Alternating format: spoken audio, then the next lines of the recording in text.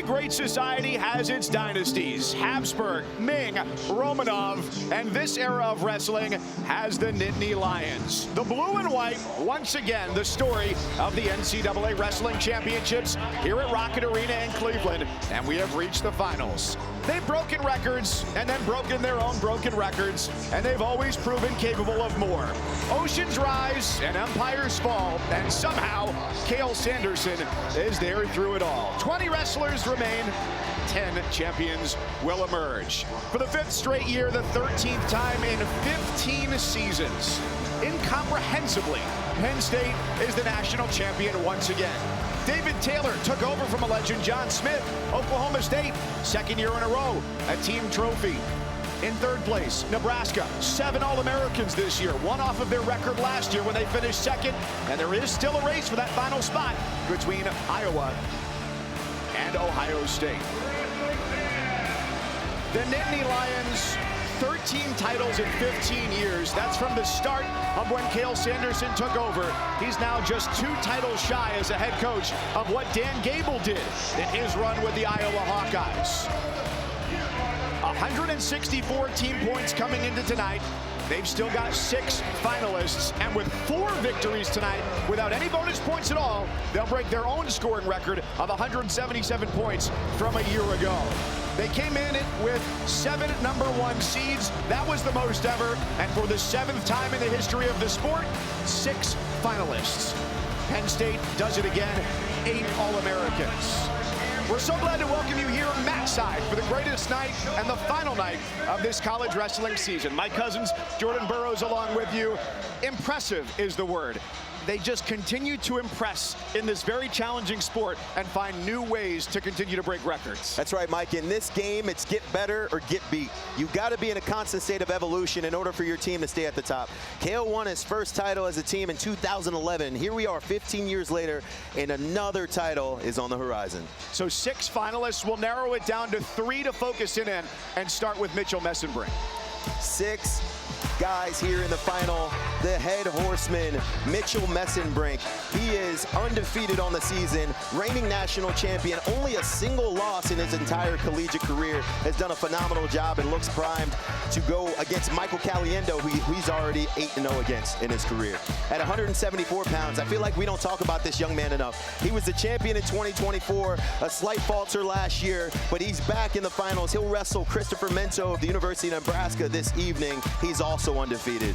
And at 197 pounds, the only man in the entire NCAA tournament that's had 100% bonus point victories on the year. He's undefeated as well, and he's looking to win his first championship in 2026. Nobody in the Hodge era has finished with 100% bonus. Rock Harrison here, Matt side as well.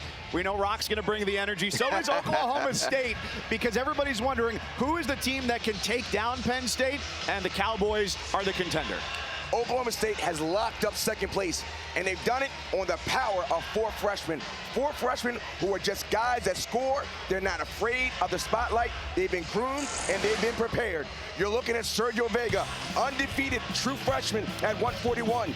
Landon Robidoux, only 2 losses, knocked off the #1 seed. Cody Merrow, stoic, steady, winner. But the star of stars, Jack Sparks, #1 seed for a reason. It was just 3 months ago he was in high school. He's a generational talent, and he has been groomed for Saturday night. He's ready, he's prepared, and he scores. Offensively, he's a juggernaut. He scores in transition, and if you don't pay attention, he will slam you and continue to put points on the board. He's the type of guy you have got to see. It is not a choice, it is a must. Jack Sparks is the most exciting guy in the NCAAs so far, but he has a noteworthy opponent. It's not just about Jack Sparks, but in 133, it's been a juggernaut of a weight class. Jack Sparks, 17-0. Ben Davino, he can wrestle, mentally tough. He will score, his feet move well. He is a guy. Last match of the night, you gotta see this match. In Jax Forrest's first 3 matches, none of his opponents, none of them made it out of the first round. So that'll be our last match of the night. We're going to start at 141. You can hear this crowd getting excited. Over 17,000 in the house the last couple of days. And it's time to turn it over to the public address voices of this championship, Jason Bryant and Brian Hazard here at Rocket Arena. All right, fans, let's welcome the most dominant champion in UFC history, Stipe Miocic. Let's get this championship underway. Stipe, ring that bell!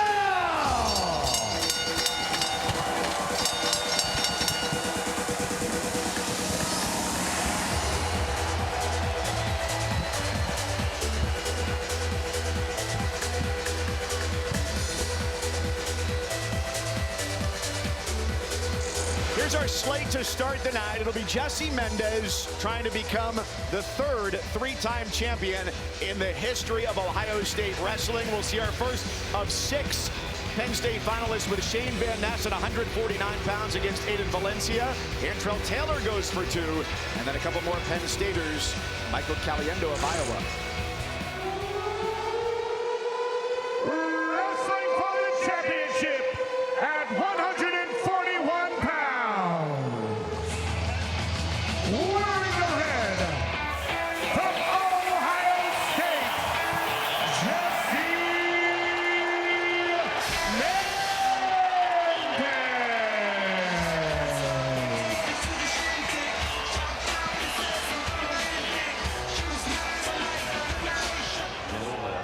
And his opponent, wearing the green from Oklahoma State, Sergio Vega.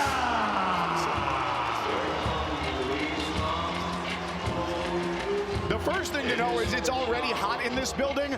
Those flames, you can feel them here sitting mat side. It just adds to the energy and intensity of this matchup between Jesse Mendez, a 2-time national champion, and Sergio Vega, freshman from Tucson, Arizona, one of 4 finalists for the Cowboys. First time since 2014 that they've placed 4 into these championship matches on Saturday night. Sergio Vega, he's walking and pacing. He's smiling. He's got a little grin like he expects to be there. 2 undefeated guys, a freshman, senior. Let's make it happen. And look at the physicality right away. If you look at the differences in these 2 guys' approach to the match, Jesse Mendez, really physical, controls the center of the mat, loves to hand fight. A little bit different from Sergio Vega, uses his length and his skill set really is from the scrambling position. Once he gets attached, he's looking for his cradle. That's why he has a lot of falls this season. These were 2 of the 3 undefeated wrestlers at this weight class coming into the NCAA championships. Never wrestled here at the collegiate level. Jesse Mendez, the Buckeye, won his first 3 matches with bonus points. Last night, used a double leg takedown to get by Lehigh's Luke Stanich, who was the other undefeated wrestler. Early stall warning against Sergio Vega. That will be impactful. He came out taking ground. They said before JB, he banged ahead, and he's continued to move forward. Always busy hands, moving his feet. Jesse Mendez, you see him slide into the left, changing levels. He's trying to keep Vega just a little off balance, because when you attack Vega, you have to attack between his knees and his hips. If you shoot below his knees, he sits the corner. And look at the power, digging underhooks from the front headlock, but the length here is a problem if you're Jesse Mendez. Sergio Vega, we've seen drop to his knees and reach to a single, using his extraordinary length from these positions. Center. Vega worked his way to the finals with 3 decisions and a fall. Last night in the semifinals, defeated last year's runner-up, Brock Hardy of Nebraska. Didn't get taken down, and that's been the story for him all season. Did give up a reversal against Hardy. And we saw this a little bit last night with Jesse Mendez. When he wrestled Luke Stanich in the semifinal, there was a level of respect that he displayed to his opponent. I believe he's showing the same level of respect for Sergio. He knows he can't shoot recklessly underneath of his opponent. As as he puts his hands, you all may be watching at home saying, he's just pattering. No, these are data points. Every time he puts his hands on someone, he's trying to figure out how is he moving, how is he reacting. These are data points that Jesse Mendez is doing. It's not aimless touching, it's data.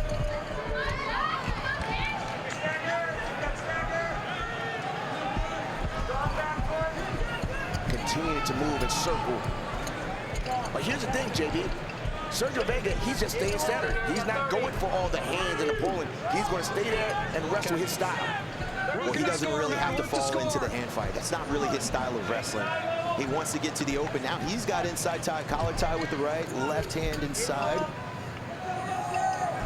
And Mendez doing a really good job of maintaining head position and controlling elbows. You see his left hand rolls the wrist off, casts me out right back to the tricep and elbow. No committed shots here in the first period. And last year, when Mendez won it over Brock Hardy, was 12-9 as the final score. So he is used to this stage.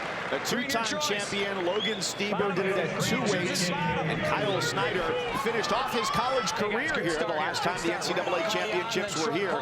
Champion at heavyweight. Interesting that Vega did not defer. He had the choice, and he said, I want to go underneath Mendez right now.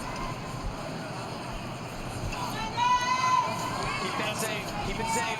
As much as we talk about Mendez on his feet and he's strong in freestyle, he has been committed to a ride as well this season. And look at the pressure. Toes dug into the mat off of his knees. He's working that arm bar on that left side. When the referee says keep it safe, he wants to make sure that you're not going against the joint. Notice how he's got that elbow up on his knee, almost Blair ride. Potential snapback here. And what he's doing, he's staying perpendicular.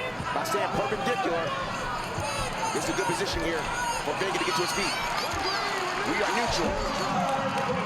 First part of the match for the freshman from Oklahoma State. Let's see if Vega drops down and just shoots towards the right leg of Mendez. He just drops down and kind of reaches and waits to see the response to know how he finishes. Well, after that first sequence where Mendez dominated the ties right to a push out, it's been Sergio Vega who's been planted in the center for the rest of the match. Vega got to pay attention to the out of bounds. He has a stall call against him. He's got to stay in. He's got to stay in. Action there, action. Here we go. You wonder, with Mendez always moving forward, does that give Vega an opportunity to drop down and get to a shot? But what Mendez does so well, he moves his feet. Yes, sir, it does. That's right, continuously moving his feet, looking and pawing at the head, being disruptive. Every time he fakes and Sergio responds, he's got to restart his sequence.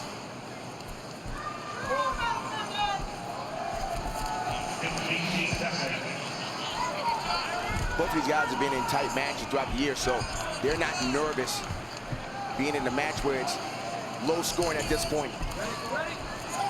Short time second period.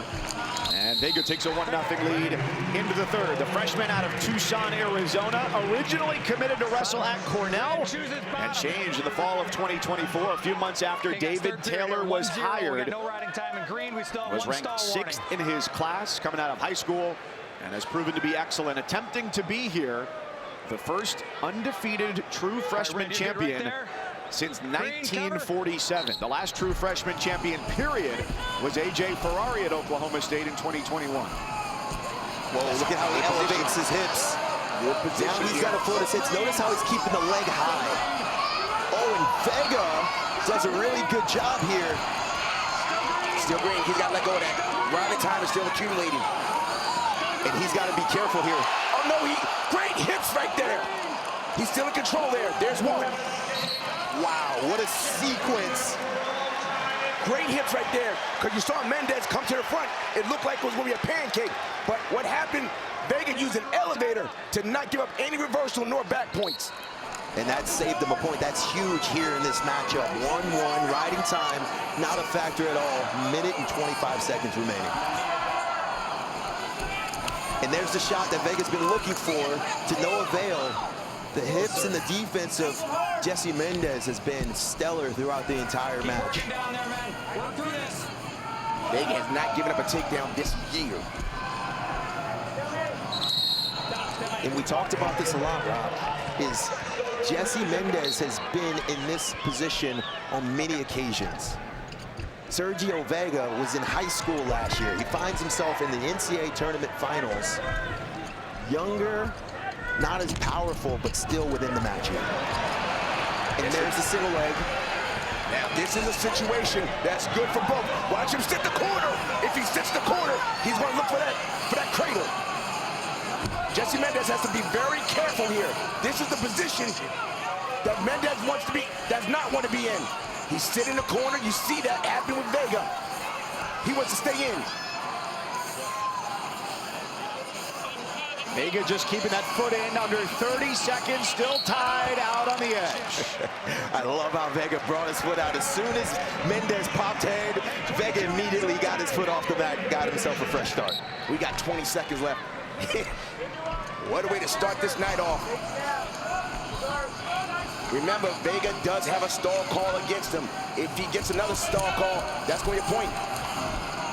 The foot movement there of Jesse Mendez. Just 5 seconds as they're locked up in collar ties, and 141 is heading to a 2-minute sudden victory period. Sudden victory, any point scored. It does not matter how it's scored. It can be a takedown, it can be a stall call, it can be an illegal hold. If there's a point scored in these 2 minutes, the match is over. And Mendez spending too much time out front. He needs to get an angle if he's looking to take down Sergio. What Sergio does really well is absorb the pressure from his opponents. They get to a leg, and he uses his incredible length to start looking for a cradle and crotch lift.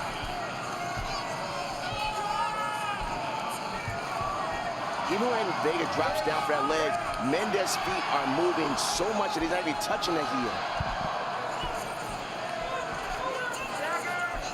I feel the nerves right now. Oh man, I want to see a committed attack. And there we have one. Counter offense attempt from Jesse Mendez. No one's home. He's in on it. Deep double. He's sent to the corner. That's a good shot there for Jesse Mendez, but even good there for Vega. Vega's going to continue to sit that corner. He's going to continue to hook and circle. And Jesse Mendez doing a good job of keeping his hips down. Hips are up. He's going to try and slide through the middle. He's trying to cast his hips over. He's going to pass the leg. It's a cradle. It's a cradle. It's a cradle. It might be the freshman here. The cradle is coming. It's locked up, but it's not a takedown yet. Almost there. Mendez staying in position. He still has control of the leg. The leg is hooked, but nothing yet. Not yet. He's almost there. He's got to break that grip. Mendez is holding on for dear life. Vega's going to try and squeeze it down. Cowboy out. Cowboy out. Vega surges to a national championship. Jesse Mendez, the giant looking for his third title, goes down.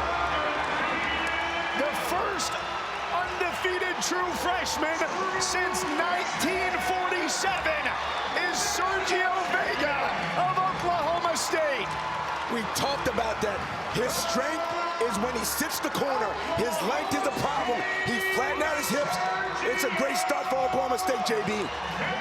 An entire season as a true freshman, undefeated. Not a single takedown conceded, and he beats the returning two-timer on the biggest stage. What a bright future for Sergio Vega.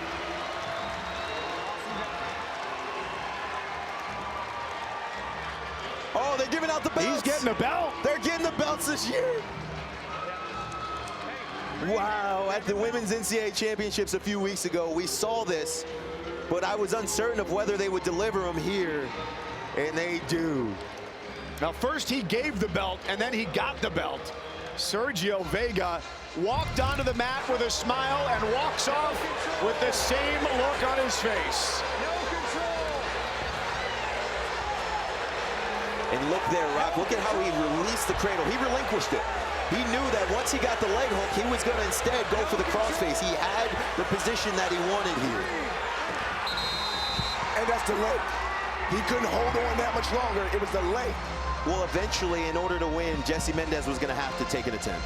He was going to have to shoot, and it fed right into Vega's best position, right into his wheelhouse. Let go of the cradle, but found a way to score. All right, let's go to Quinn Kesnick with Sergio Vega. Sergio, congratulations. Let's see the belt, first of all. This is nice. Been dreaming of this since I was a little kid. This is an amazing moment. You win, you went over and gave your dad, Danny, a big hug. What was that about? I mean, so much in my life. I had lost so much, and he never gave up on me, him or my brother. It means so much to do it for them. What happened with the winning takedown? I mean, you just got to dig deep. I was tired that entire match, but I've done hard things all season since I got to Oklahoma State. Casey Swiderski has helped me so much. All my teammates, but Casey, he got me ready for that moment, and I wouldn't be here without him. The first of 4 freshmen for Oklahoma State. How do you best explain the youth movement in Stillwater? I mean, we're all just some killers who want to win, and we want to do our best every time we go out there. We want to just try and be national champions, and we didn't get that job done this year, but I guarantee you we will do it. Sergio, congratulations. Show America the belt. Show America the belt, Sergio. Undefeated, 1947 freshman, first time in forever. That's incredible. They had the last true freshman champion with A.J. Ferrari at 197 pounds in 2021. And they pick up where they left off. The first of 4 freshmen to take the mat tonight for Oklahoma State. You can sense, as Sergio Vega has said, and many others have, that something is being built inside that wrestling room at Gallagher-Iba Arena in Stillwater. Coming up, 149 pounds. Shane Van Ness has finished in 3rd place twice. He's the first of 6 Nittany Lions that we'll see here tonight in Cleveland. They'll take on Aiden Valencia of Stanford on the other side. Back in Cleveland, Ohio, which has been a gracious host here for the NCAA championships for the 3rd time and first since 2018. A thriller at 141 pounds. True freshman Sergio Vega, a winner from Oklahoma State over 2-time champ Jesse Mendez, and another great one here at 149 pounds. Shane Van Ness, one of 6 Penn State finalists. They only need 4 winners tonight to set a new scoring record, going up against Aiden Valencia, another freshman, a redshirt freshman. He's the 4th Stanford wrestler ever to compete for a title, and the first since Shane Griffith did back as a title winner in 2021 and as a runner-up in 2022. Hey, both of these guys have a never die attitude. One is that Valencia is going to continue to move forward, and Van Ness will be rock steady moving forward. And the pace of SVN, look at him, already pushing forward, controlling hands, nice head block defense. He's also got some exceptional counter offense. Watch when Valencia shoots how he immediately runs corner. Both guys are moving extremely well.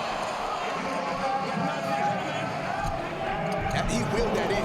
He just pulled that in. He's going to hook the elbow. Now he's going to either catch his hips or forward roll over. He's going to drive across the body. He's going to lock his hands. He's trying to lock his hands. Well, that whip. Hey, He's still in. He's still in. He's still in. He's still in. That's a takedown. There's 3. Maybe a little delayed gratification for Valencia. That's 2 swipes. That's 2 swipes. There's the brick coming from the Stanford corner. They've got challenges to use tonight. Coach Sean Gray from the Stanford corner wisely throws the brick. Rock, tell me what you saw there. What I saw was great transition wrestling. As soon as he took down Van Ness, there was transition. When we say transition, going from one move to the next, he looked for back points. Now, back points, your opponent's back has to be 45 degrees or less. So roll back into the center immediately. Once he gets the takedown, security is going to go cheap tilt, deep tight waist. And this is going to be a better angle. See it? He's reached across, drives across the body. I thought he was going to lock underneath. And right there, everybody's body was still in. That's a takedown. He has that tight waist, and he goes right over. 1. That might not be. That's it. Yeah, That's it. I don't believe that was a 1 count. But if you're Stanford and you're coming into the NCAA finals and you've still got bricks to use, you're going to let those things sling. What a great transition from the takedown into the cheap tilt, looking for a 2 count. I believe we may have only had 1 there. It's not immediately when you get your back. Yes, sir. Thank you, sir. Challenging the back points. And it looks like the challenge is over as Van Ness has some blood coming out of his nose. The challenge was near fall. After independent review, there is no near fall. Yeah, we thought that. But JB, we've seen this before. Shane Van Ness gets down and he keeps coming back. But so did Aiden Valencia. That's right. Aiden Valencia in his quarterfinal against Jackson Joy was down 7-1. Ended up coming back and winning 12-9. He's got the pace, he's got a big motor, and what we've seen from Shane Van Ness is he usually breaks down his opponent. Some blood on the knee for Van Ness, who in the quarters beat Casey Swiderski. Sudden victory, lassoed him around the ankles, and then blew right by Chance Lamer in the semifinals with a massive victory, 22-1 at Tech Fall. So after the break, a little bit of cleanup, back to it here. 45 seconds in, what was a cannonball right out of the gates from Aiden Valencia, who's been a high scorer here in Cleveland, averaging 12 points per match. And look at the height of Valencia's stance. Extremely low, maintains head position. And that's one thing you have to do with Shane Van Ness. Now, one thing we want to watch is Valencia is kind of diving at the legs. If you keep diving, a go behind is going to happen by Shane Van Ness.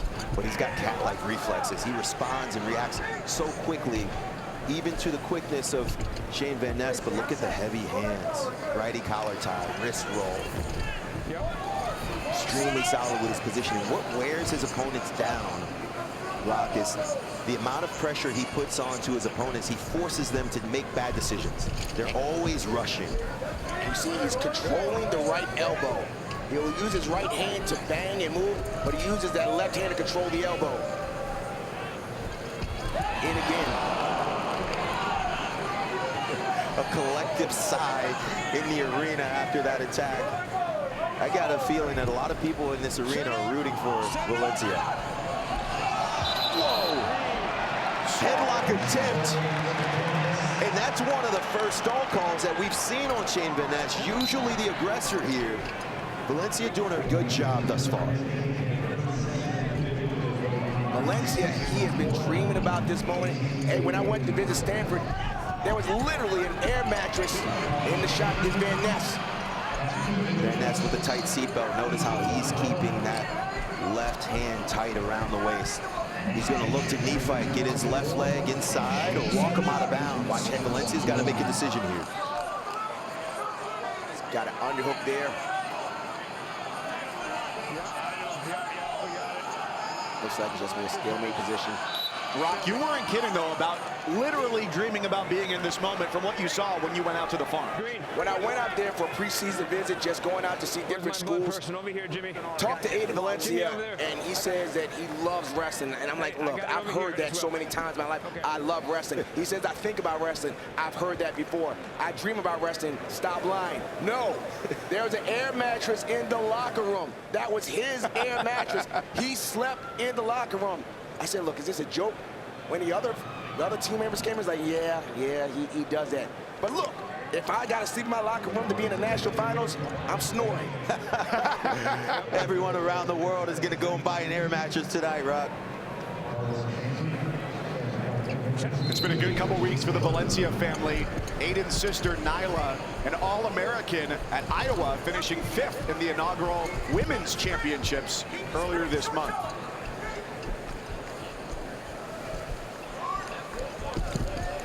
Both these guys have heavy hands.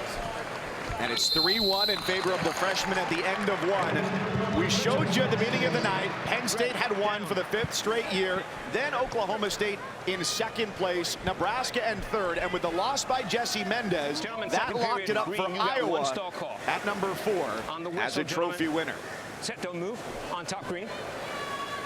Ohio State would have needed 2 victories tonight, and they'll see Ben DeVino in our last match of the night at 133 against Jax Forrest, which is a match you don't want to miss. Point Valencia, he's up by a takedown. Whoa! Underhook, throw-by attempt, and look at him stay on the legs. Inside pick from Shane Van Ness. And notice how he's pressing on the hips. He's looking to try to get Valencia to break his lock, pulling elbow, putting excessive pressure and leverage on the shoulder. And just doing a really good job with his hips here. These are the little things that wear on your opponent within the match. He was in here. He gets in, watch a little hip toss action. Pop. But continuous wrestling by Valencia. Got him to a leg. Just willpower. I'm not giving up. Cat-like reflexes. The question is, will he have to use 9 Inside lives? trip! Inside trip attempt! But look at it here. He's got the single leg. No. That's 3. Incredible counter offense from Shane Van Ness. Never gave up on the position. Continued to wrestle even when he looked to be in trouble. This is what he does extremely well. He went double. Shane Van Ness stopped the double. Double, stop it. Inside trip. She slid by it. Turned his hips. And then popped in. Drive through. Takedown. These guys are battling. Gentlemen, on the whistle. What a match. Set, don't move. Green on top.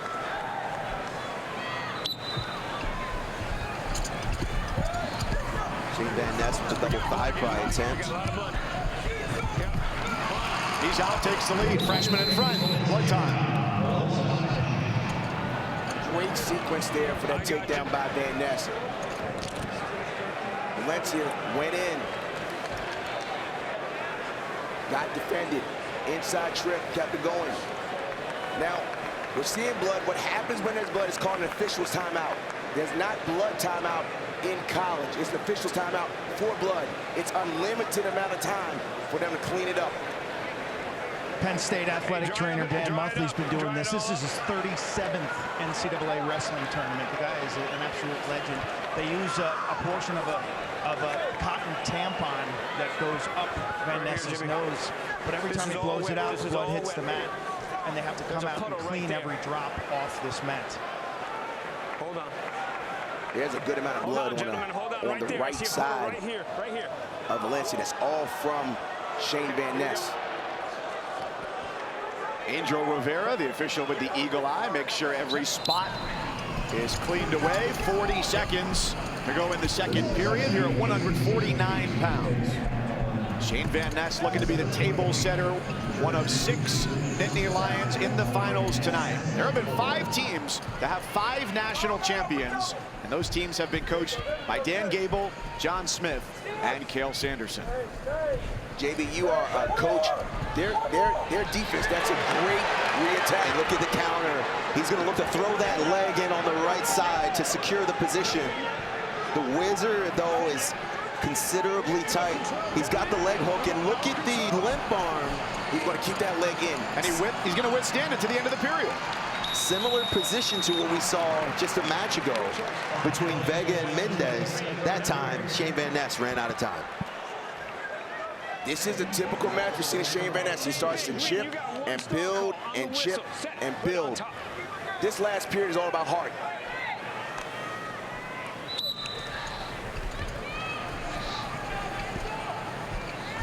Why not? Why not? We just end it and settle it on our feet.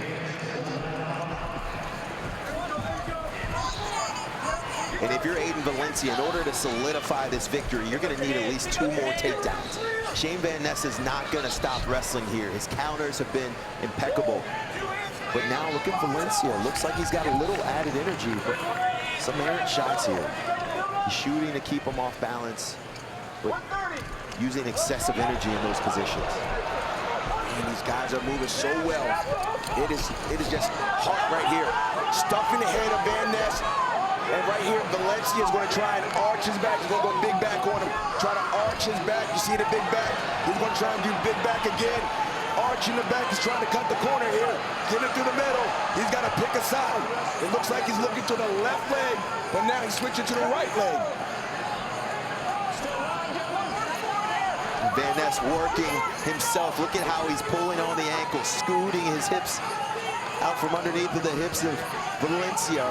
And if you're Valencia, you're gonna cling, take the stalemate. 48 seconds, 5-5. These are what we call man matches here. You have to make a decision in the moment. I decide to win. I'm gonna be courageous and go for it full send. It's not going to be given to me. Someone's going to have to take this win. This is where you go back to going to just technique. When you're tired, your technique has got to stay crisp. Van Ness is moving well. His hand motion. Watch a double here from Van Ness. Snap, snap, double. And you hear the coaches in the Stanford corner saying, one more. I need your best effort. One last takedown. And he gets to the corner. He's got angle, running both sides. Man, 15 seconds. Oh, and he gets to the single, but look at Van Ness. Oh, watch neutral danger here. They're looking for neutral danger. He's got the toe. It's kicking out. It's getting loose here. Second match. Let's do overtime. Why not? Why not? And we've got a lot of blood on the face of Van Ness.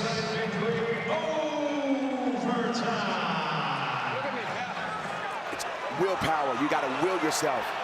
Which this is beneficial if you're Aiden Valencia. You get a moment to rest. Hayden Hidley. So what Hayden Hidley just said, this is what you live for. This is what you work for right now. That's a coach willing his athlete to go and push himself to a dark, deep place. You've been there before. And here's the thing. There's no allotted amount of time here. You could go get a takedown in the first 10 seconds. It's going to take commitment. It may be difficult, but he can do it. Overtime. You got a stall call, okay? Set. Valencia and Van Ness. Title at 149 on the line. Shots have been stupendous. The defense dependable. This is fantastic wrestling here. Scoring, offense, defense. Shane Van Ness is stalking. Both guys are being very disciplined in their stance. He's got that arm in again.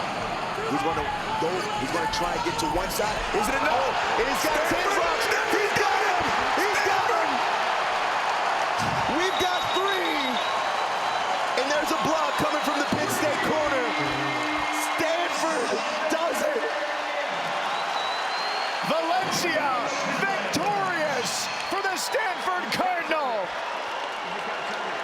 Now, before we get too excited, what just happened is that there's a brick. What that means is that Penn State says we disagree with that call. As a result, it's going to go over to an independent reviewer.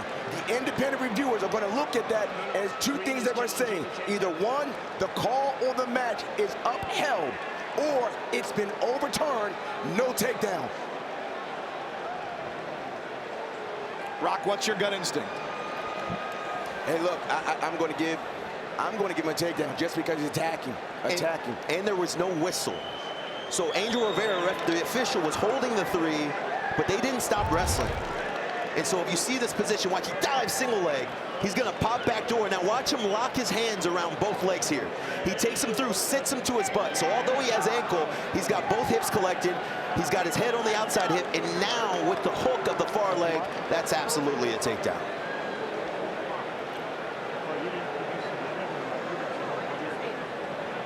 Aiden Valencia, just the 4th Stanford wrestler to compete for a title. 4 All-Americans this year for Chris Ayers and company, their most ever. And now, all that he awaits is a decision from a room under the stands here at Rocket Arena. The parents are nervous right now. The Stanford team's nervous right now. Moving across the body. He's holding on just to a toe. Can you imagine awaiting your fate? Here it is. Referees have a decision. After independent review, the call is upheld. 3 takedowns. Nerd Nation knows no bounds. It's a title for Valencia.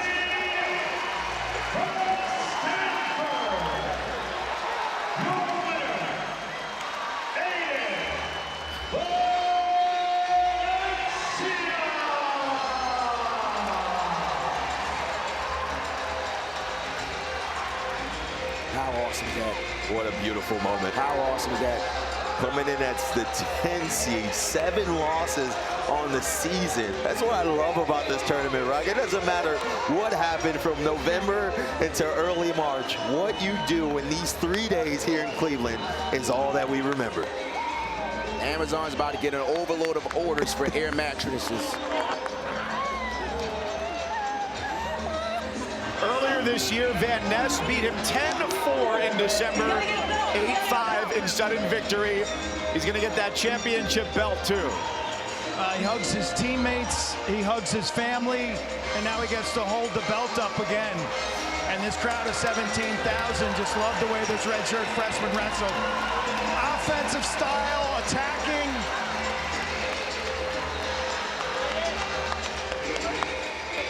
Aiden, congratulations. Come on down. Big hug for your family. Huge hugs for your teammates. Well, what emotions are you dealing with right now? I love the people around me. I know I couldn't be here without them. All the dark days, all the moments when I needed them, and they were there for me. I told myself last week, my sister finished one of her last competitions in college, and I was gonna do this one for her. Nyla got a medal in the Women's Division I Championship in Coralville, but she had to stop wrestling with injuries. She's an All-American. Right. You finished this off for her. That's right. Third ACL tear in 3 years, and I think we decided that it was the end of the road for her. But I told her I wasn't gonna let that happen, and we're gonna have a national champ in this family. And I did it for my sister right here. This is Nyla. She too is an All-American. She's an Iowa Hawkeye. Redshirt junior for Clarissa Chun's Iowa Hawkeyes, who were the national runners-up this year at the inaugural Women's Championship. If you remember back in 2021, in a mostly empty arena in St. Louis, Missouri, Shane Griffith took the mat in a singlet with no name on the front. If not for that moment, Aiden Valencia might have been wrestling somewhere else. Doesn't mean he wouldn't have won a national title, but thanks to Shane Griffith in that moment 5 years ago, Aiden Valencia is a national champion for the Stanford Cardinal.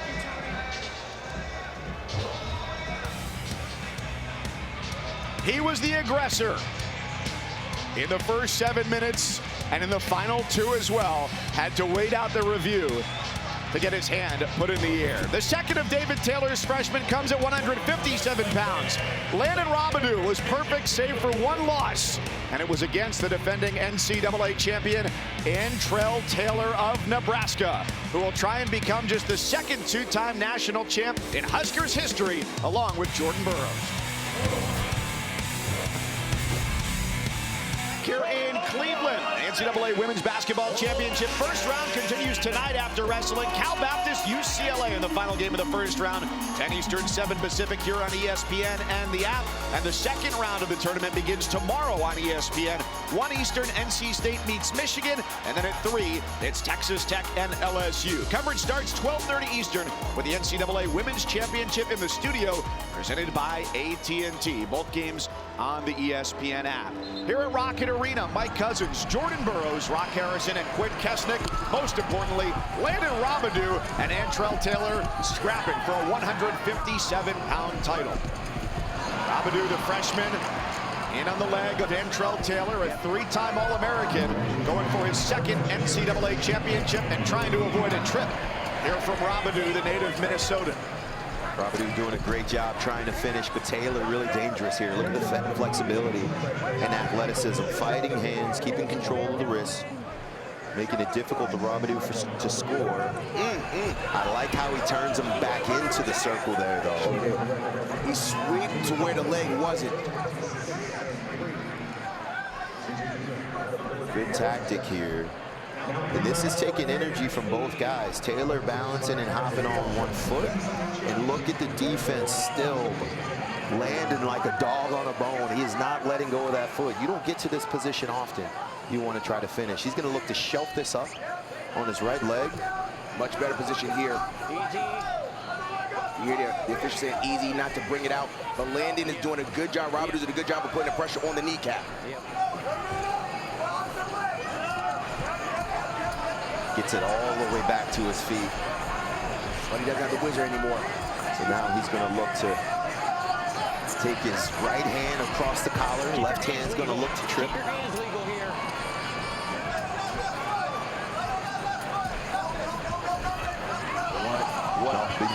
This is ridiculous defense. And patience by Robidoux. 2 minutes scramble here. This is like watching one of those LA car chases from the police helicopter. How does the guy keep getting away? Now he's squaring up, which is a much better position for Taylor. That's just championship type of pedigree, to not get flustered and to fight off lots of blood there for Robidoux.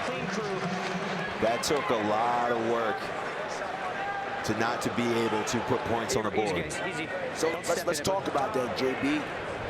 Who do you think It's everywhere. We got lots of it, guys. had more taken out of them? The guy that was hopping, Taylor, or the guy that's trying to figure out how to finish this? Typically, it's Antrell in these positions, but this is somewhere that I've seen him with quite some frequency. He's got really solid defense, can split, and makes it really difficult for his partners or opponents to finish. But Robidoux came out shooting right away, which tells me that he wanted to commit to a style of wrestling early, and so that can be frustrating when you try to go and put points on the board, spend 2 minutes committing to an attack and a finish, but unable to secure the points. It's very evident, and we'll see it from all of the freshman wrestlers tonight for Oklahoma State, including Jax Forrest in our last match at 133. They have made what you said, Jordan, a stylistic commitment to not go out and say, well, maybe I'll win in sudden victory. They want to win before 3 minutes is up in the first period. One thing that David Taylor said, he said, we want our style to be an attacking style, and we want to end periods on top.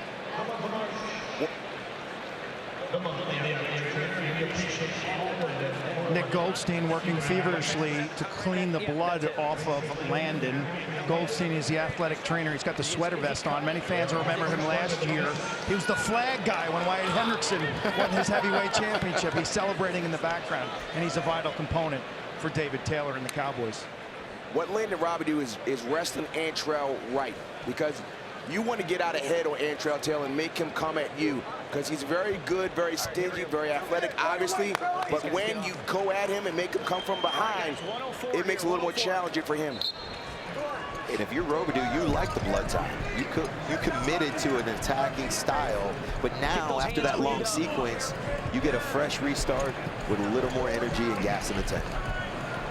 You saw when Taylor was trying to do the underhook, Robidoux completely kept his elbow to the inside to make sure that Taylor doesn't get an underhook, because Taylor and his underhook is his strongest position on his feet.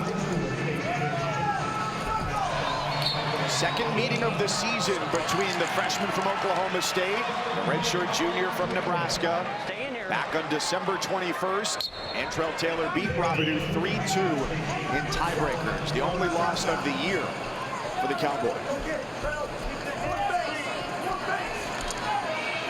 Look at him wisely keep his elbows inside. He knows that Antrell Taylor is looking for the underhook, and he does it from the three-point stance. He'll drop down to both knees, reach up to a collar, and then bang, dig underhook with that right hand. Left collar, right underhook. This is going to wear out Robidoux. He's like, I got to keep staying to keep my elbow in, because if he gives him just a quick moment with that elbow up, that's when Antrell will be able to get that underhook. Both wrestlers have been in close matches here in Cleveland. Antrell Taylor, his last 3 matches, winning by a total of 7 points, including 4-2 over West Virginia's Ty Waters in the semifinals. Robidoux really hasn't had a comfortable win here. All 4 of his wins have been by 4 points or fewer. Oklahoma State, the most national championships in history. And this year, 4 freshmen in the finals. David Taylor's team last year with a trophy finished 3rd, and this year increasing to 2nd, and a really good 2nd place, which goes not under the radar, but perhaps not as appreciated as it might be, considering Penn State could still break its own team scoring record with 5 more finalists to come. That's right. Last year, he was operating with his big guns. They were all transfers. National champion DJ Hamidi, Wyatt Hendrickson. This year, he's doing it with his own guys, all freshmen that he's built and helped develop. Whoa, back points! Back points! Those are back points right there. How many is the question? 3. 3 and a brick thrown by Nebraska. They've only got 1 to use. Mark Manning, the head coach, pointing to that brick. The 3rd longest Division I tenured head coach says, get that to the challenge center immediately. Obviously, we're challenging. Taylor, he said, obviously, we're challenging. Like this. Okay. He went like this. Got it. Okay. He wasn't like this the whole time. Tell us one more time, Coach. Okay, I got it. Okay. I got you. So the first thing we saw, quick turnout, and he turns right into it. On his back.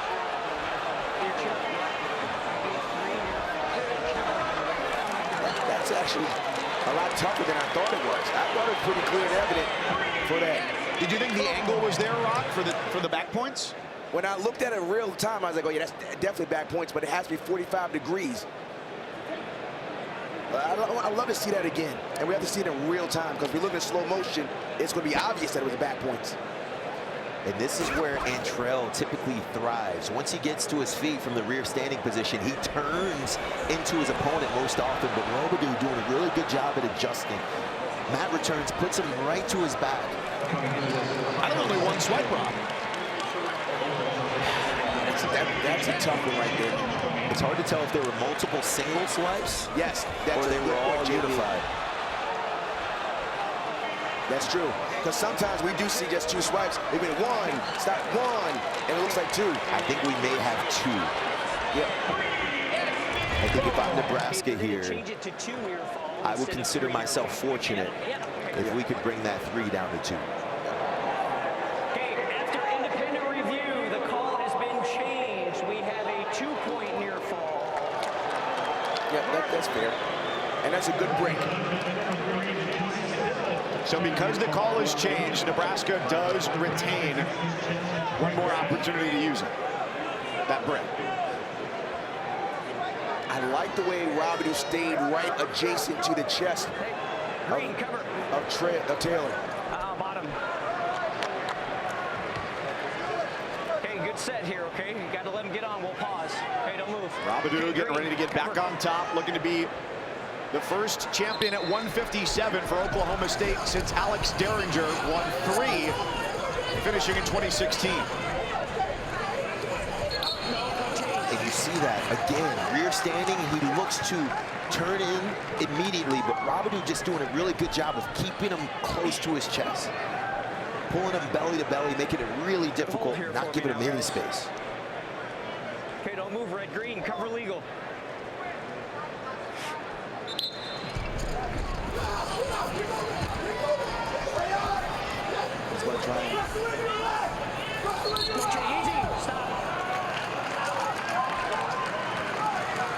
There's no loss of control there, so Robidoux is still in control. Right here, go right here. Get it cleaned up. Yep, blood again. Taylor's doing a stand-up, and then he's crouching and doing a kind of a cut through. But what Robidoux is doing a better job is staying adjacent to his chest. He's not giving him any space. So as Antrell was trying to get the underhook, what Robidoux said, I'm going to stay chest to chest with you. And stand behind the arms. Look at how he stays hooked on both sides. Hands across the body, maintaining quality pressure. And it's not because of lack of effort. Antrell Taylor has gotten to his feet on multiple occasions, but Robidoux just too much from the top position. Second. Now, another caution will be a point for Robidoux. So now, there has to be a little delay on Taylor's part. He does not want to give up any points here. Now midway through the second, Matt return from Robidoux with Taylor looking to get out and get himself on the board. There it is, 2-1. You saw the coach just after practice say, get right on him. Robidoux was in a tough match in the semifinals, so he knows what it is to grind out a win. Stop, blood. It's a lot of blood. And you know, it's Saturday night when every match has had multiple blood stoppages. Matt return, and look at him. He's going to build back up to his base, and he does a really good job here. Hip heights, turns and faces, circles himself back to the center to secure his 1-point escape. Taylor, the reigning champion, looking to get two. And Rock, you mentioned that really challenging semifinal for Robidoux yesterday. 3-1 tiebreaker victory over the #1 seed, P.J. Duke, the freshman from Penn State. Looked like late Duke had a takedown. David Taylor, the Oklahoma State head coach, threw a brick. That takedown got wiped away, and Robidoux won on a reversal.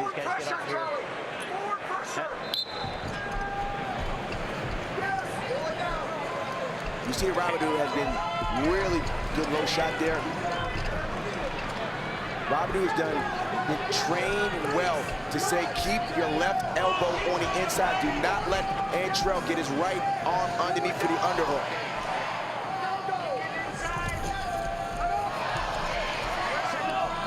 He's stalking him. 30 seconds, second period.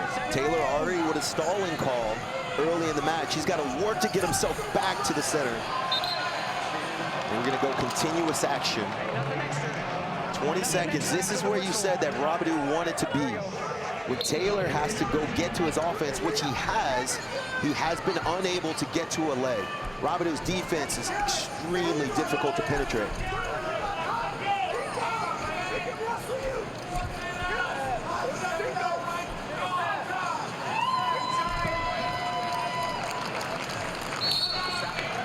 End of the second, 2-1 Robidoux against the defending champion, who 2 years ago was an All-American, finishing 8th at 165. Last year, an NCAA champion against Joey Blaze in what was a record year for the Huskers in terms of points. 8 All-Americans. Only the second time they had 3 finalists, and hoping to repeat here again.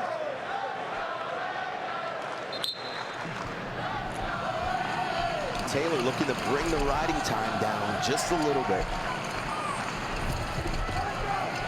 Brings it down to 43 seconds. Gets to his feet. He's got to get a takedown. If you're Robidoux, you get an opportunity now to go shut down defense, and at a minimum, look at how he's running the corner. Maintaining counter offense to keep Taylor at bay. Taylor is not really using a penetration. He's kind of just dropping to his knees. He's not actually penetrating through. He's shooting to the legs, but not through the legs. And there's a shot from Robidoux. He pops it standing. He's going to stay up. He's going to run out of bounds for a stall. No takedown yet.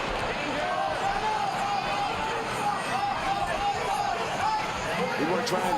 He's going to have the leg pass. Still nothing. He's going to try and switch your leg pass the other way. But he's got that leg hook, so he can't really leg pass, because he's got that bottom leg hook.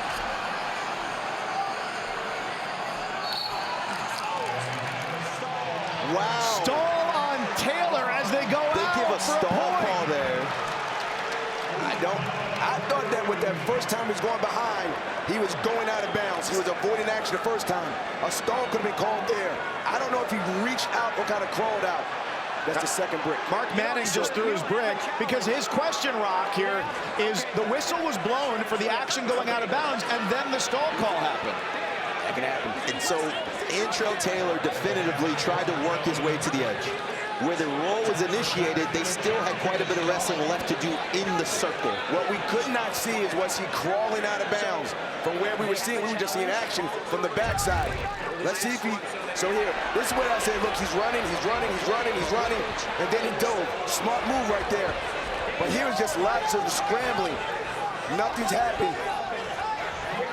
And so what we're looking for here, Rock, is Antrell Taylor purposely reaches his hand, foot, any piece of his body off of the mat. Right. Is he crawling out? That's what we in order to get out of bounds. Let's see it. I don't see it. Are you looking through the red goggles of Nebraska? Rock, come on, man. I thought we were boys. But great wrestling here by both parties. I'm loving what I'm seeing. So much action here this evening already, and we're only 3 matches in. Right. Oklahoma State's already got a champion, the true freshman Sergio Vega, for the first time since 1947, an undefeated true freshman champion. Then Aiden Valencia, the number 10 seed at 149 pounds over top-seeded Shane Van Ness of Penn State. 157 pounds, Antrell Taylor of Nebraska was called for a stall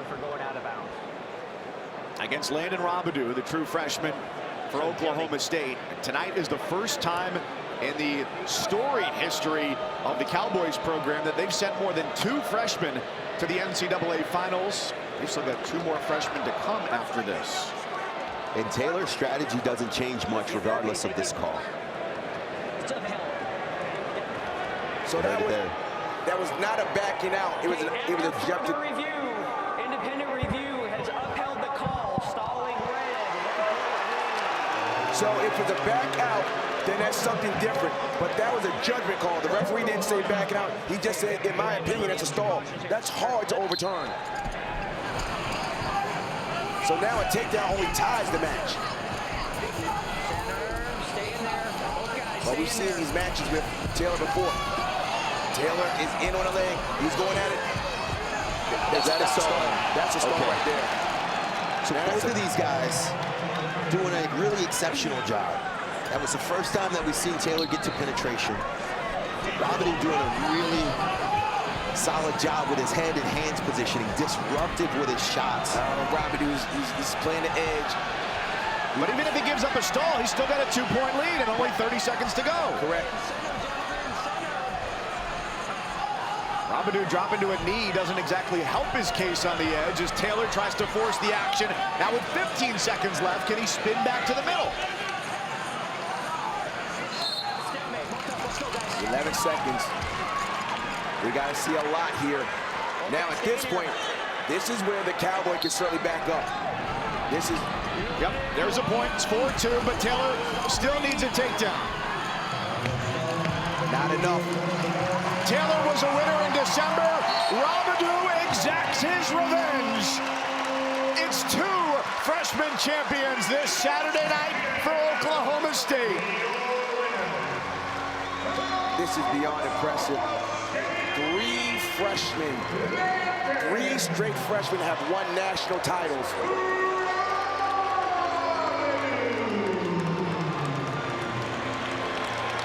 He's the boogeyman. Comes out to the Michael Myers theme. Landon Robinson. We talked to him earlier this year.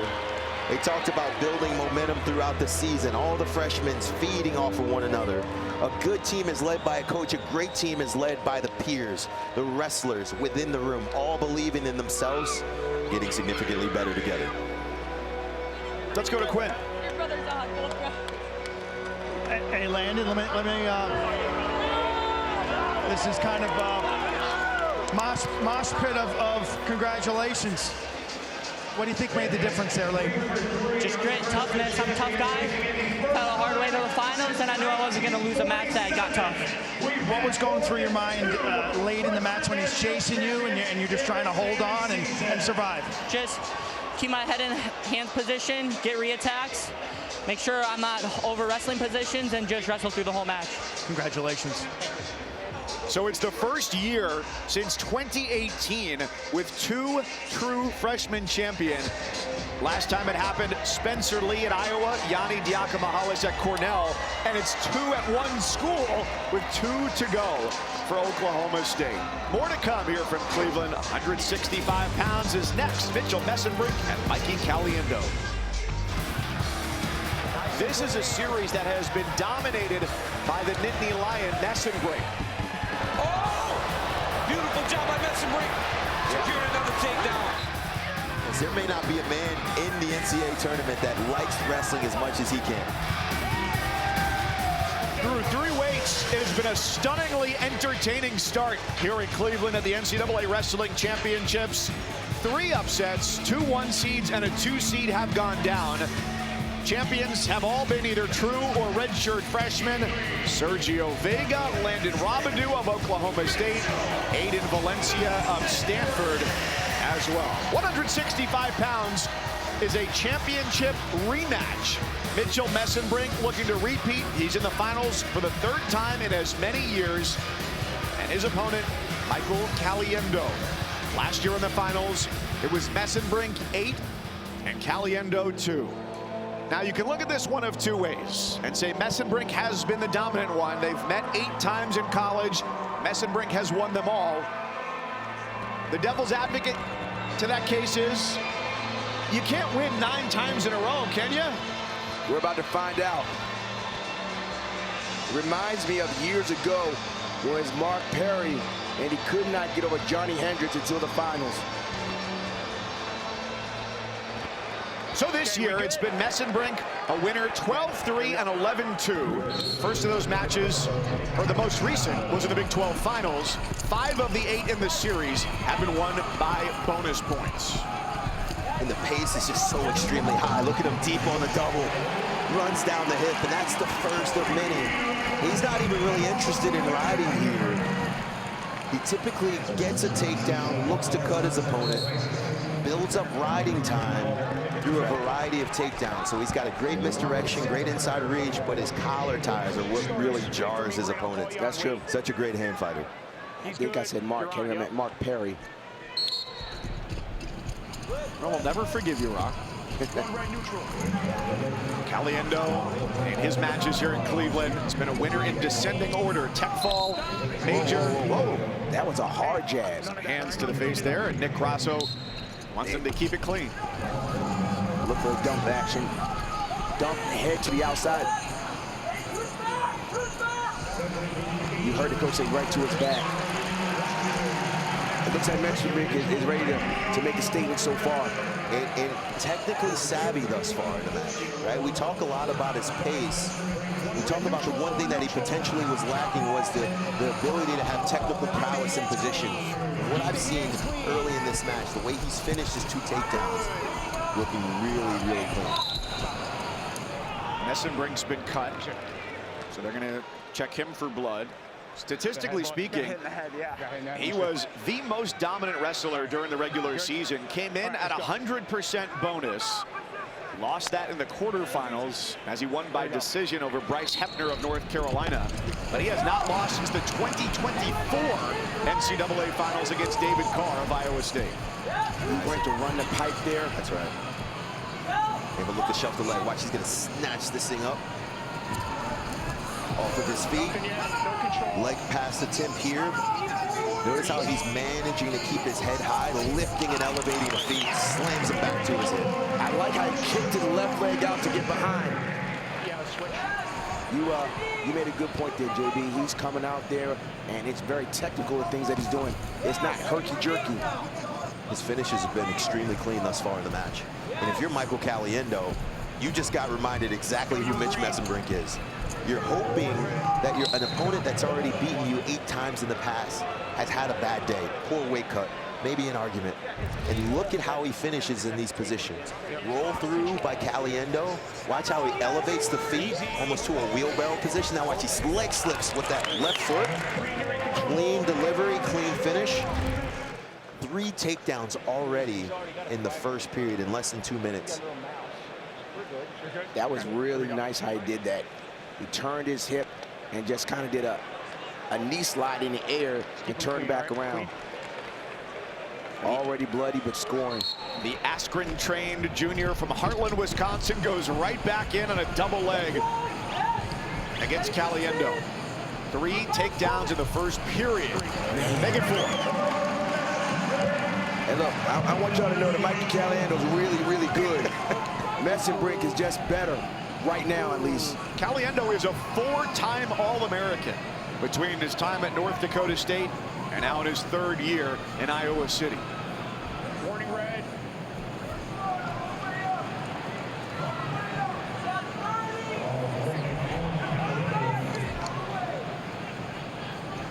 Now he's keeping the pressure. You see how his hips are low right there? Doing a good job. No, here. Same good starts. And Caliendo, you got to respect this fight. Staying poised here, attempting to battle back. Messenbrink, as soon as he cuts you and you face and lock eyes with him, he's already disappearing. Level change to a shot. Immediately eyes up his opponent. 15 seconds left. I suspect we'll see another attack here. He's a nuisance to wrestle. He moves, he touches, he rolls his shoulders. He's just an aggressive pest. So Messenbrink with 4 first-period takedowns, bonus in all but one of his matches this year. Hodge Trophy in college wrestling is given to the best wrestler in the country. He'll certainly be in that conversation when it's decided after the year is over. I think he got motivation once he saw Mendez loss. That's right, especially after that 6-0 victory against Hepner in the quarterfinals. I don't really think there is a conversation at all, Mike. If he wins this match in this dominant fashion, if he goes on to get the tech fall, I think the trophy is pretty much his. What about Josh Barr? Josh Barr is exceptional. It's just not his time. He's got plenty more time left in college, but hey, so does Mitch Messenbrink. It's hard to have the best guy in the country be on your team, but competitive excellence is also a thing. So it stopped it because it was a side headlock, kind of tight. It could have been a call there for the 5 seconds. Wait. Bottom man set, cover.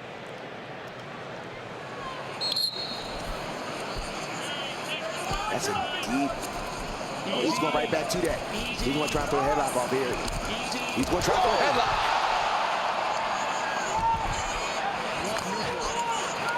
And there it was, right? There was a big attempt. Faltering here. He's like, all right, that was nice. Now watch this. Gets to the high C, outside step, look in the hook leg. Caliendo loses the lock, and that's his 5th takedown of the match.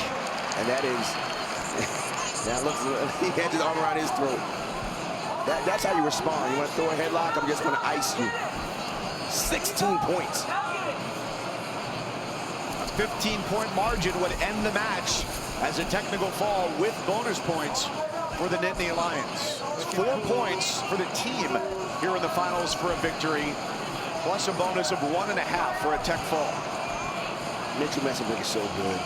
He's so good. Another stalk on, that's a point. And I don't even know if Michael Caliendo is stalling. He's just getting overwhelmed. There's not a whole lot he can do here. He's trying to build up to his base and work on getting his knees underneath of his hips. But Messenbrink just relentless with his pressure. Like you said, glutes engaged, pressure over top of the right leg of Michael Caliendo, posting on the elbow, making it really difficult for him to rebuild. You and I were thinking the same thing, Jordan. How can Caliendo do much more to get out of this situation? It seems almost unjust for him to be hit with stalling, the way that Messenbrink has dominated this and takes a 14-point lead into the 3rd period. So another stall and the match is over. He's going to take top again. I expect we'll see that side headlock attempt one more time. That's really his only shot at this point. Go for a cradle. Here we go. I love the deliberation. The ref says, you can't use that again. He said, why? He said, because it's illegal. He said, no, it's not. He's like, and I plan on trying it again. You got to love the effort from Michael Caliendo. That's right. Yeah, you go out. We're talking about Caliendo. It's really Mitchell Messenbrink. Mitchell Messenbrink he's so good. I mean, this is pure, absolute domination. Ladies and gentlemen, learn his name. Learn his name. His name is Mitchell Messenbrink. He's that guy. It's not easy to win at this event, and it's even harder to win by technical fall in the NCAA finals. That's what Mitchell Messenbrink just did, becoming a 2-time NCAA champion. I believe we just watched the best wrestler in this entire tournament. There's something about Mitchell Messenbrink that we need to really appreciate while we see him. He is unbelievable as a wrestler. Man, is he good. He's really, really good. His mom, Bernadette, his dad, John, his brother, Max, sisters, Meryl and Morgan, all Big in family for the hug. hug. Congratulations, Mitch. How do you describe your pace? I don't know, I think it's soulful. You know, Francis of Assisi, St. Francis talks about how art is when you can join your physical and your mind and your soul, and it comes together, and I think that's how I try to wrestle. And honestly, anything, whether it's Econ 102 or psychology or wrestling or you know, greeting someone, I want to go 110%. Or singing. Are you going to win the Hodge Award? That's, do you deserve to win the Hodge? that's not up to me. Do you deserve it? I'm not going to speak to that. But I will say one thing. Sometimes it takes achieving and obtaining the goal to realize that the goal was not the thing to be obtained. And what I mean by that is that fulfillment cannot come through something so futile as a wrestling match or winning or losing or money or drugs or, you know, hype, fame, whatever, prestige. And for me, it comes from God. Congratulations. You set the highest standards. 3-time champion. St. Francis of Assisi, well, he is the patron saint of peace, and Mitchell Messenbrink gives none of that to his opponents. A technical fall win in the NCAA championships. Penn State has its first champion of the night.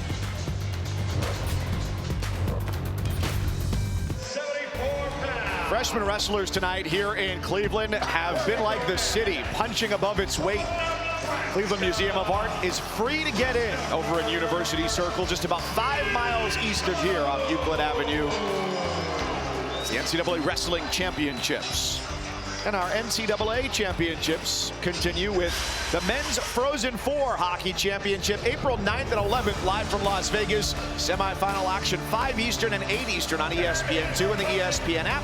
For more information, visit NCAA.com, the home for all NCAA championships. 174-pound championship is our 5th match of the night.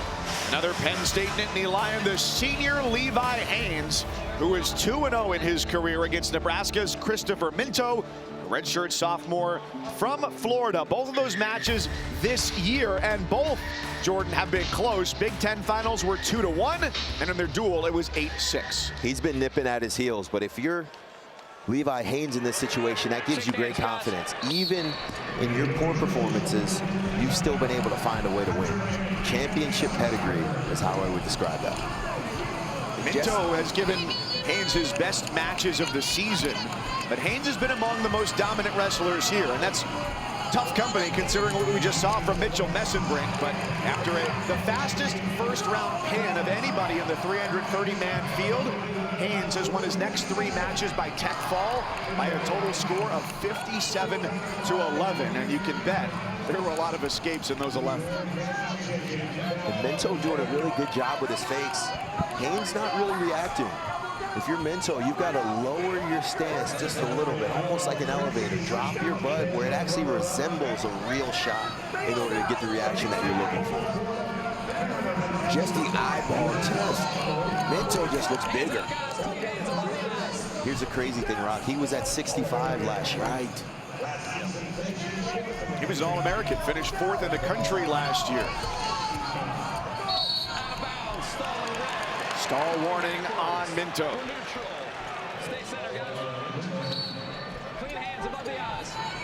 The Husker, 3 wins by bonus points. And then over Cam Steed, 5-1 against the Missouri Tiger in the semis last night. So there's the first real committed attack of the match, comes from Minto. Inside reach single. Haynes just incredible in his hand fight. Yes. Look at how he controls wrist, collar, elbow pads, rolls wrist, and just keeps his pressure forward the entire match. When he goes into his hand fight, he doesn't stand up, he keeps his stance. Mitchell's at circle center. And he listens, does just that. But look at how Haynes exchanges positions with him, finds his way to keep his butt back to the center and keep the pressure on. Levi Haynes is a 4-time All-American, 4-time Big Ten champion, and just 4 losses in his first 3 seasons. And he's an average age senior. One of the guys in this tournament who was influenced by David Taylor as a high schooler, lived in State College, went to the M2 Training Center, was an NCAA champion 2024 at 157 pounds. I remember when he jumped up 2 weight classes, it was unbelievable. But he's filled out the weight class solid. Look at his body, his frame is strong, and he really dominates positions wrestling bigger guys. He wants to get in a position where it's like a scramble. He wants to get it to him. Levi Haines is in, and that's when he can start to create his offense. Elbow pass.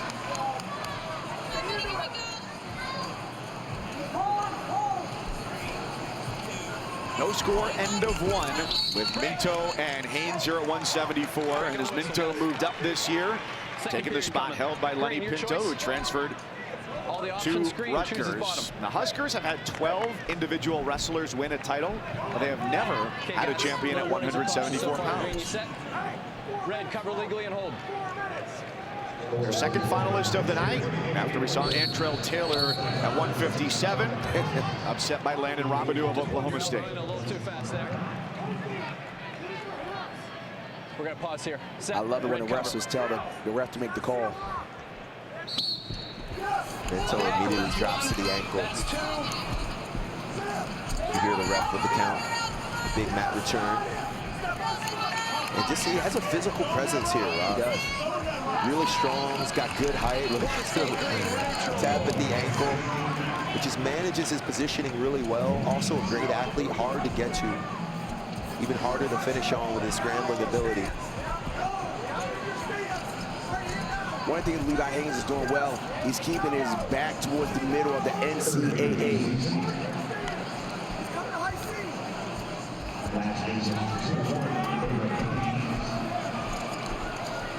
Hands up, guys. Just one committed attack. That was a good fake there by Minto. Gets the reaction that he's looking for. Notice how Haines matches his position every time he fakes. He just lowers his butt a little bit by bending his knees and being ready to absorb the shot with his head. Oh, throw by. Great defense by Minto, and heavy collar tie comes immediately after. The pace is starting to pick up here. That hand fight is wearing these guys out.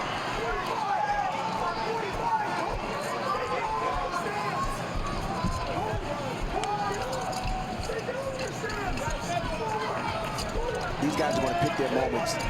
It's just not going to be, we're just going to just shoot, shoot, shoot. They're waiting for that moment because both those guys. 2-0 Haines.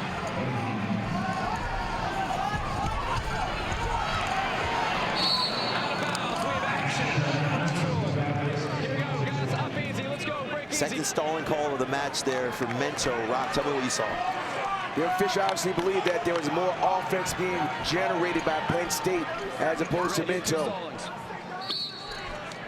And some of the things that Minto has to do, again, he's keeping his back towards the out of bounds. He wants to continue to circle to keep his back to the inside.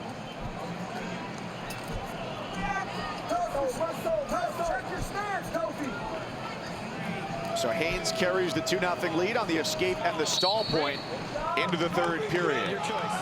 6 finalists this evening for Penn State. Their scoring record 177 points. So that is still within reach here after they got 4 points for the championship and bonus from Mitchell Messenbrink.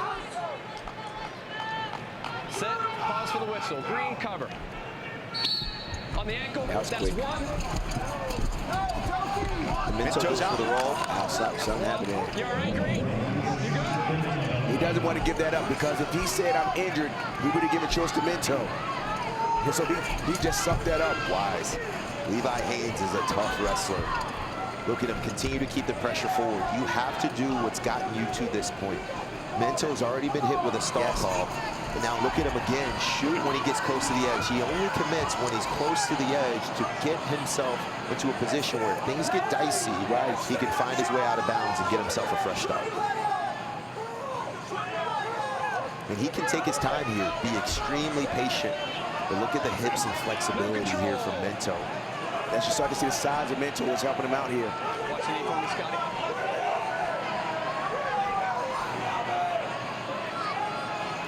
Don't. No control. Watch your roll. There's a roll. If he would have pulled that off, that would have been one of the slickest takedowns with the best mat awareness that I've ever seen. Look at Haynes ready to go. Right, put that hand 58 back in there. seconds. This is the exact score by which 2 weeks ago tonight, he was a Big Ten champion over Minto. And if you're Minto, you got to get going. Yes. And Minto, he's got to keep circling. His back towards the outside is an advantage to Levi Haynes. Levi Haynes, he doesn't have to do it so much, but just move forward. And he's going to continue to move forward. You see a little more urgency right now. And Haynes picking up the hand fight, trying to be disruptive with his pressure positioning in his head. Minto takes a glance at the clock. He's going sweep single, but not really getting the best penetration here. Slide by attempt into a high C. Gets a deep underhook. Throw by. He's going to just drive him out.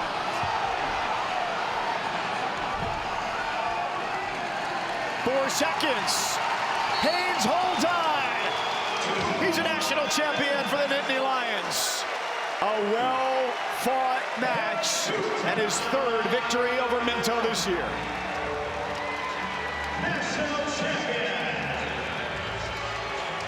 from Penn State, Levi.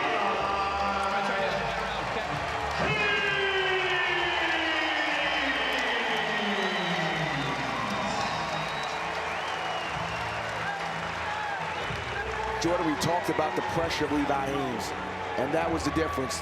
No offensive points scored.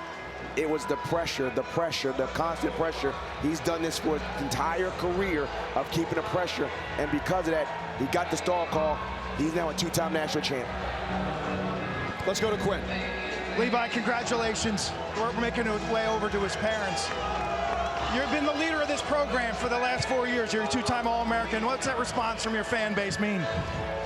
I just know that no matter if I win or lose, they appreciate the work I put in, and you know, Penn State, that's where wrestling lives.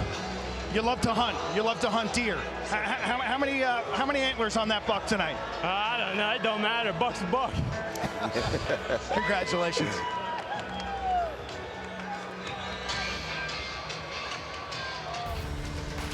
Nighttime here in Cleveland, Ohio, back at the NCAA Wrestling Championships. Penn State has already clinched. The Nittany Lions, their 5th in a row, and 13 in the last 15 seasons. My cousin's Jordan Burrow back here with you on the floor at Rocket Arena. And this was a big year, JB, for women's wrestling, the 91st NCAA championship. It was just a couple of weeks ago in Coralville, Iowa, outside of Iowa City. Top 2 schools there. McKendree University, just outside of St. Louis. They won it. Iowa came in 2nd place. But it really came down to those finals matches where McKendree had 5 finalists and Iowa had 4. You were there along with Sarah Hildebrandt, a couple of Olympian gold medalists. Great to have on the call. What were your reflections from that event? Oh, it was such a great event. There was just an expression of women's wrestling. We've heard for a long time it's been the fastest growing sport in the entire country, but now we get to see it at its highest level. They get the belts, they get the trophies, and they get to stand alongside their counterparts in male wrestlers. But how about the champions? There was so much star power in the building. Xochimilco Pettis, Katie Lang, Cam Guerin winning a 5th NCAA championship, and Audrey Jimenez of the University of Lehigh from Sunnyside High School, the same high school as national champion Sergio Vega, who we saw this evening. And how about Alexio Garcia, the head coach at McKendree University? They knocked off the University of Iowa, who was looking to three-peat, and many expected them to win at their home base in Coralville, Iowa. McKendree had just an 8.5-point lead going into those 10 finals matches.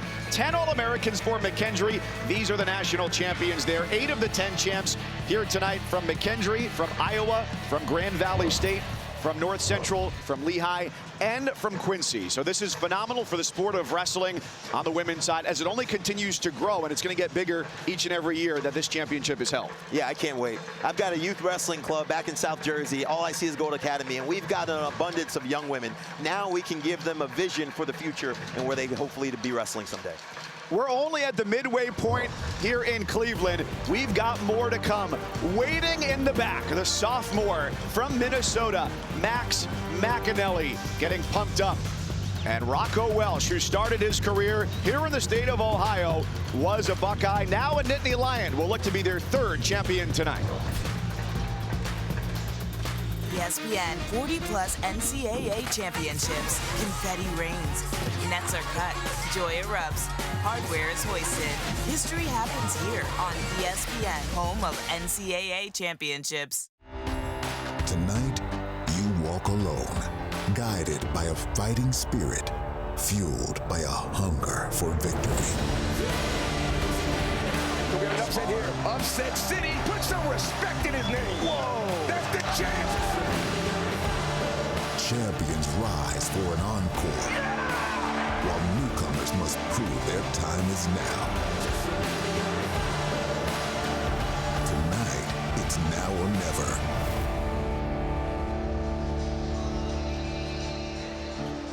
Wrestlers shining here in Cleveland. We are through 5 matches. It's all leading toward 133. That should be fireworks between Jax Forrest, the undefeated freshman, and Ben DeVino, the freshman from Ohio State. It's been 20 years since Minnesota's had a finalist at 184. Here we go.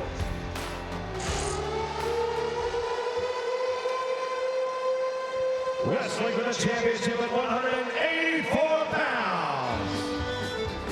Wearing the red from Minnesota, Max McAnally.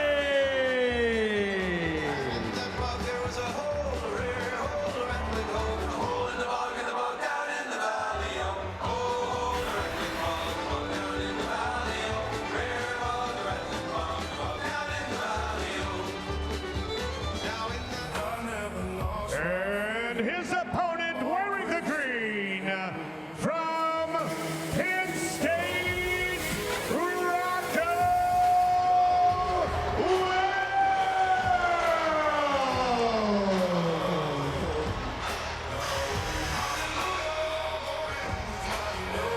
Welsh. Rocco Welsh on a 40-match winning streak. Moved up last year to 184 and redshirted after losing to Penn State's Carter Starachi in the 174-pound finals in 2024. And the weight heavy on the shoulders of Max McAnally, the Golden Gopher. The last finalist at this weight for Minnesota was Roger Kish back in 2006, who's been the head coach at 2 different schools, now at Oklahoma. I'm gonna go out on a limb here, Rob, and say this match may go to overtime. Both of these guys extremely stout, sturdy in their positioning, hard to score on, stingy on defense, but both powerful and explosive. When they're ready and when they make the decision to go, it's so much fun to watch. And they're stingy for different reasons. Stingy because McAnally moves extremely well, moving his feet, former running back in high school. And Welsh is stingy just because he's so darn tough. He'll just will himself. He's not going to do a whole lot of movement, but when you get in, it's going to be tough to finish on him. Rematch of the Big Ten Finals. Welsh, 2-1 winner over McAnally. Like Rock said, was recruited as a running back. The native of Minnesota was recruited by both North Dakota State and South Dakota State. We're starting to see that often with Penn State as a theme. They're controlling the elbow. They're keeping their butts in the middle and controlling the right elbow of their opponents. Yeah, this looks a lot like Shane Van Ness. Look at his square stance, fighting for head position, controlling elbow, getting inside ties, just being disruptive. Either forcing your opponent to make a bad decision or eventually wearing them down and getting them hit for stalling. They're not clingy. They're hold and pull, hold, pull. I like how he keeps his left hand down. Look at how he keeps his palm facing his body, left hand down, only reaches with his trail leg for the collar tie, ready to absorb an attack from his opponent. Watch his left hand move. And he gets to the high C, scramble position, and a takedown early for Max McAnally. Does this change the style of Rocco Welsh? Now Rocco Welsh has to go and get one. Rocco Welsh already a runner-up at 174 pounds at Ohio State just a few years ago. Lost to Carter Starachi in the final. now he's got to change his strategy. A takedown is necessary. Stalls, pressure won't do it.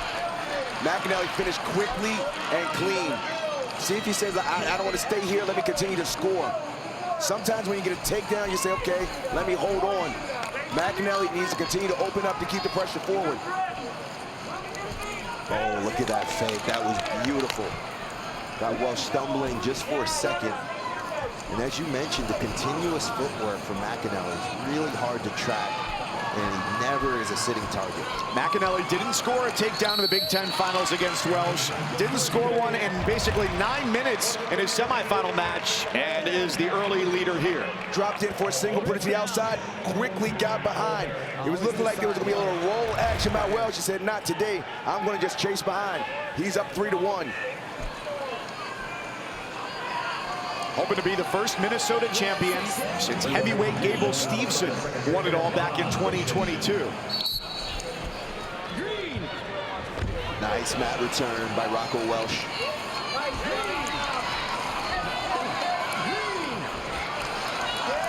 Guys, the first 2 nights, we're upstairs here in the arena, and somebody asked me earlier today, what's the biggest difference being down on the floor? You hear the thuds here Matt's side. Just like that, but he gets right back up, and it was a loss of control. You say, what's a loss of control? Felt like the top guy didn't have enough to maintain control.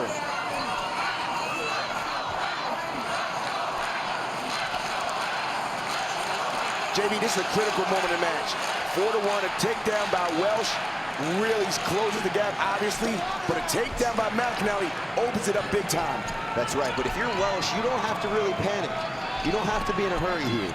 He's likely going to get choice in the third period. He's going to choose down. He's going to escape and still be within a takedown of winning this match. He's going to need a takedown at some point within the match to win it. I wouldn't take any unnecessary errant shots early and put myself in danger. I love how Penn State continues to move back center. When they get to the outside, it's like they know, like, okay, I don't want to get here. You see, I got to get back to the center. It's drilled in their minds. Keep my feet in the center. Welsh is the only undefeated wrestler at this weight. Weight with so much depth. McAnally was 3rd last year. His only loss was against the returning champion, Parker Keckeisen of Northern Iowa. Inside 30 seconds to go here. McAnally with a 4-1 lead over Rocco Welsh, who just got by Rock Mantonona in the semis with a 5-4 victory. McAnally also a close match in the semifinal. Remember, tiebreaker 2 with Angelo Ferrari. Extremely difficult journey for both of these guys to arrive here in the finals. All right, so Welch is going to choose down here. Here's the strategy. You're looking to escape fairly quickly. You put yourself in position down 2 points where a takedown wins it. My personal preference would like to go early. Deal with the fatigue now. Try to go get a takedown as soon as you can. We'll see what he decides. I like that. Deal with the fatigue now. Little outside step. Easily defended there by McAnally. McAnally's changing levels. Got a nice jab step. The jab step is like putting a foot out and then changing your level, getting a reaction. And McAnally's looking like the aggressor over the last 2 minutes of this match. Look at how he releases from ties very nicely. Doesn't really marry himself to a particular position. He's got maybe a 2 or 3 second count in his head. Once he realizes he stayed in a position too long, he immediately clears and circles out. Great observation there. As soon as he wasn't in on that shot, he got to his feet. Didn't let Rocco Welch to snap and try to get a go behind. Right now, this is when your heart starts to beat. Both guys know, I got to get a takedown one. I got to stay disciplined to what I've been taught all year round. Here we go. We got 1 minute left. The last 2 weights have ended with a Nittany Lion on top. Max McAnally trying to stop it from being a 3rd in a row. Welsh shoots. And McAnally elevates out of his stance just for a moment. And now you got to shoot him out. Shoot him out. Exactly right. Shoot him out. He's doing a good job of cutting off the mat right here. Continue to cut off the bat. What's McAnally's doing the right thing. Now, this is where the sprint has to start. 30 seconds. A sprint has to start for Rocco Welsh. Rocco Welsh has to go and get it. But the foot movement of McAnally is doing the right thing. He's got a circle out here. Beautiful. And he stayed in. And you know, the Minnesota's claim, they didn't like that. They say he was still in. I agree, he was still in. Keep it going. 18 seconds.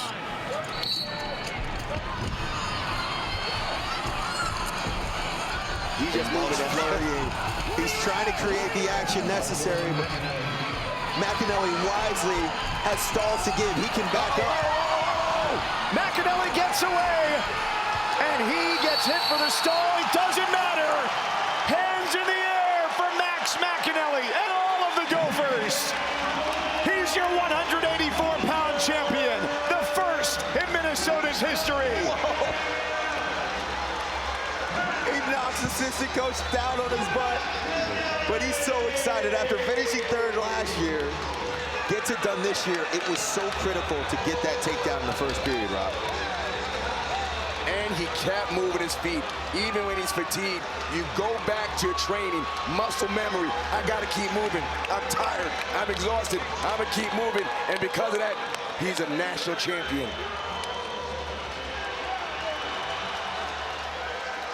Yeah, you win that belt, you're gonna feel like a boss going back home to Minnesota. Their first champion since Gable Steveson back in 2022.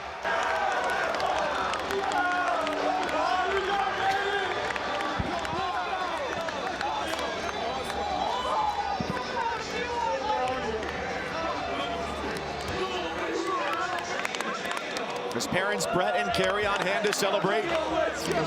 And Quint is breaking into the huddle, too. I'm trying. Your parents so proud of you. We can hear them. Yeah, they're in my corner every single time I go out there. Whether they're up in the stands or they're right here, my parents are my biggest supporters, and I couldn't do it without them. How do you characterize your composure in close matches? Just staying mentally disciplined, trusting my training, realizing that, you know, you're made for this type of moment. You know, you've been built for this moment, and I've worked for this for 18 years. Congratulations, Max. Thank you.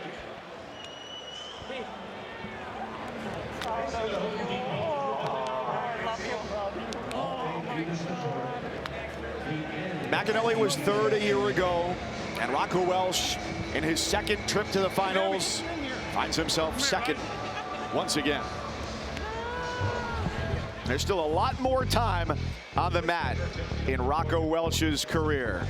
How special it is for the Minnesota native to win it for the flagship university of his state. The top two teams here in Cleveland have a head-to-head matchup at 197. Redshirt freshman Cody Merrill, part of an All-American quartet for the Cowboys. And he's trying to do what no one has done this year, defeat Josh Barr, a 100% bonus rate for the Nittany Lions. Cleveland, Ohio, the home of the Rock Hall, opened in 1995. They're packed in tighter here tonight at Rocket Arena than they were for Alan Freed's Moondog Coronation Ball those many years ago. NCAA championships continue here, heading to 197, and our women's basketball tournament second round begins tomorrow on ESPN. 1 Eastern, NC State meets Michigan, and then at 3, it's Texas Tech and LSU. Coverage at 12:30 Eastern with the NCAA Women's Championship in the studio, presented by AT&T. Both games streaming on the ESPN app. Here at Rocket Arena with Quint Kesnick, Rock Harrison, Jordan Burroughs. I'm Mike Cousins. 197 pounds. We've got 4 weights to go.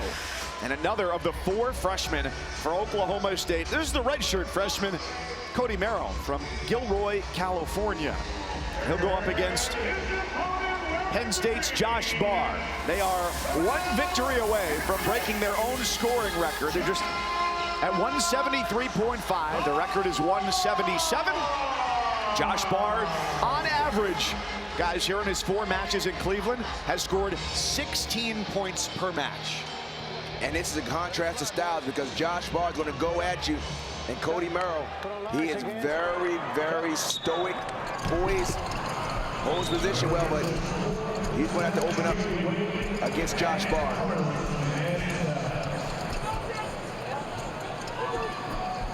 Barr has been exceptional this year, a 100% bonus rate. He'd be the first wrestler in the Hodge Trophy era, which began in 1995, to finish the season with a 100% bonus rate. If he can pull that off here against Cody Merrill. That's an extreme level of dominance. It's hard to really convey how difficult that is to do, especially with the difficulty of the level of the guys that he's competing against. You can see Merrill was coached against that. He's doing a club, underhook, look for a throw by, and he kept that left leg back.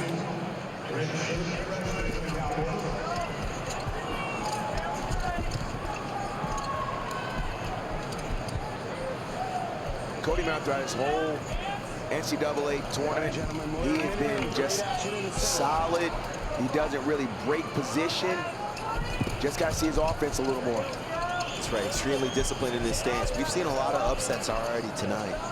Cody Merrill doing a really good job of holding center, being able to clear his underhooks, and really neutralizing some of the pressure that we typically see from Josh Barr. And he's going right back to the center. He's not going to play the edge. And look at the thumb block with the right hand. He's got the overtied thumb block. Doesn't want to be lured into the pressure.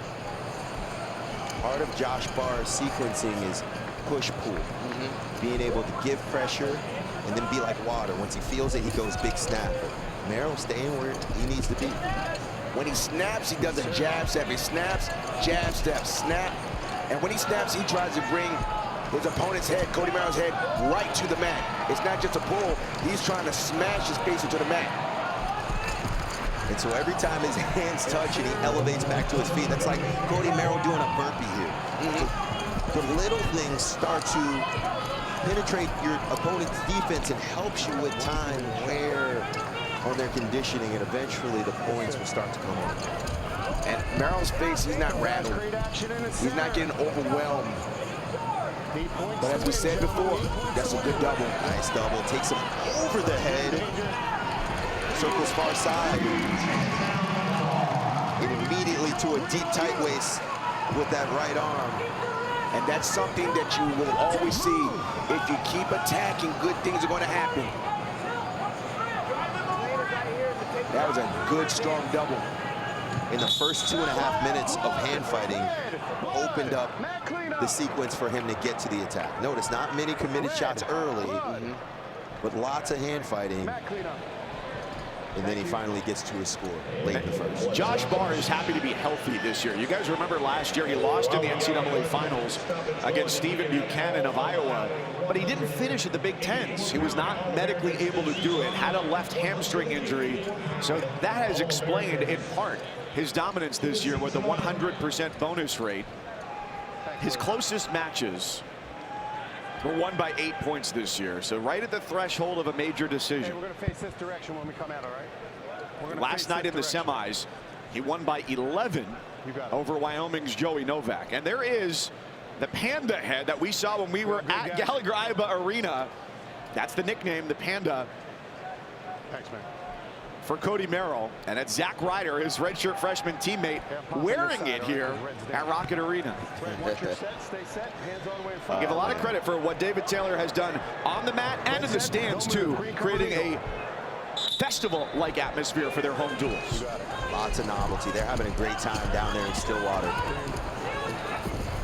That was a big time escape in short time. He got out with less than 5 seconds left. Nice choice, second period red. Cody Merrill, David Taylor tells him you want to go down. Once you're set, stay You're going to see the pressure from Josh Barr moving forward.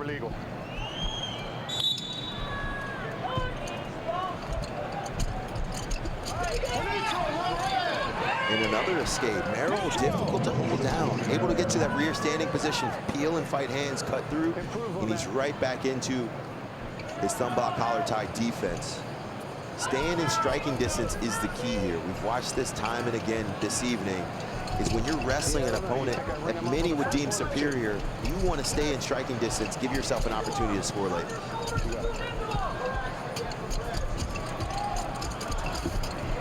That snap down that he's giving is such a pressure snap down.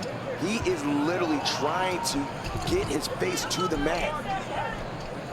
But look at how Merrill doesn't progress forward off of the snap. He's willing to go head block, release hands to be prepared for the shot. He's not being lured forward. Every snap, he just stays in place. Working on his timing. Solid defense, slides the hips back. Another shot by Barr is going to get a bang from the stall. Yeah, Barr's done all the work this match.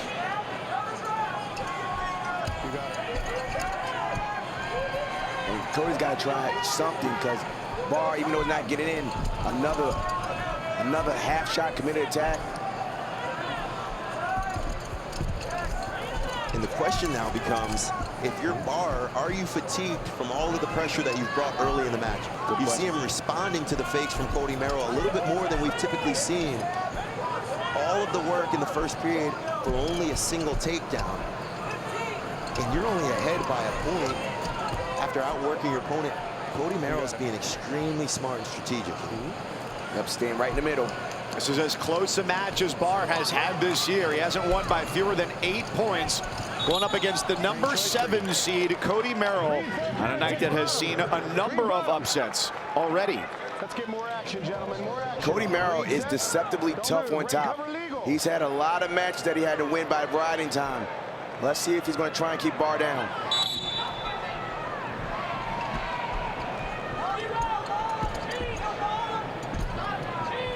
He too is keeping the pressure forward. 3-point stance there by Barr. Oh, we've got a locked hands and a reversal. That's a 3-point sequence. Massive there. This is one of those times where you're looking at Cody Merrill as a freshman, thinking you have to be a little bit more aware of your surroundings here. That sequence didn't go his way, but Merrill is within a takedown of tying it up with 90 seconds to go. He's still in the match. He's still in the match, but we haven't seen a committed shot yet. All of the offense, the risk have been done by Barr.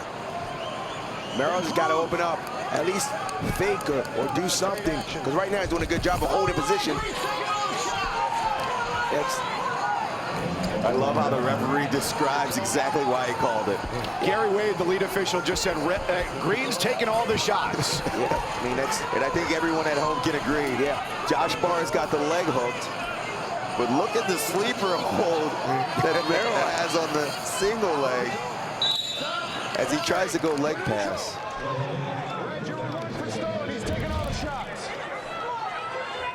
So he had that. He started, he got to the mat, hit a switch, locked hands, technical violation, and a reversal. That's a 3-point swing. Cody Merrill's got to do something here. He's just pushing. He's got to do something. We haven't seen any attacks from Merrill yet. Right. And so now, with no stallings and a 3-point lead, if you're Josh Barr, you can pretty much run. Look at the counter offense, beautifully executed. Single leg corner, re-attack. No finish, only 20 seconds remaining. Coach Shell said you got to circle and go. This is where you've earned the right to stall. You've earned the right to stall. 10 seconds. He's got to catch him off guard because Josh Barr is going to start to circle back. He's going to circle backwards. He's going to circle. And Penn State has another national champion. Josh helps the Nittany Lions raise the bar. He's a champion for the first time, and the Nittany Lions break one of their own records, a new NCAA team scoring total as well, with 177.5, and they're not even done. Well done. Breaks his streak of 100 bonus points, but more importantly, he gets the victory. He is a national champion.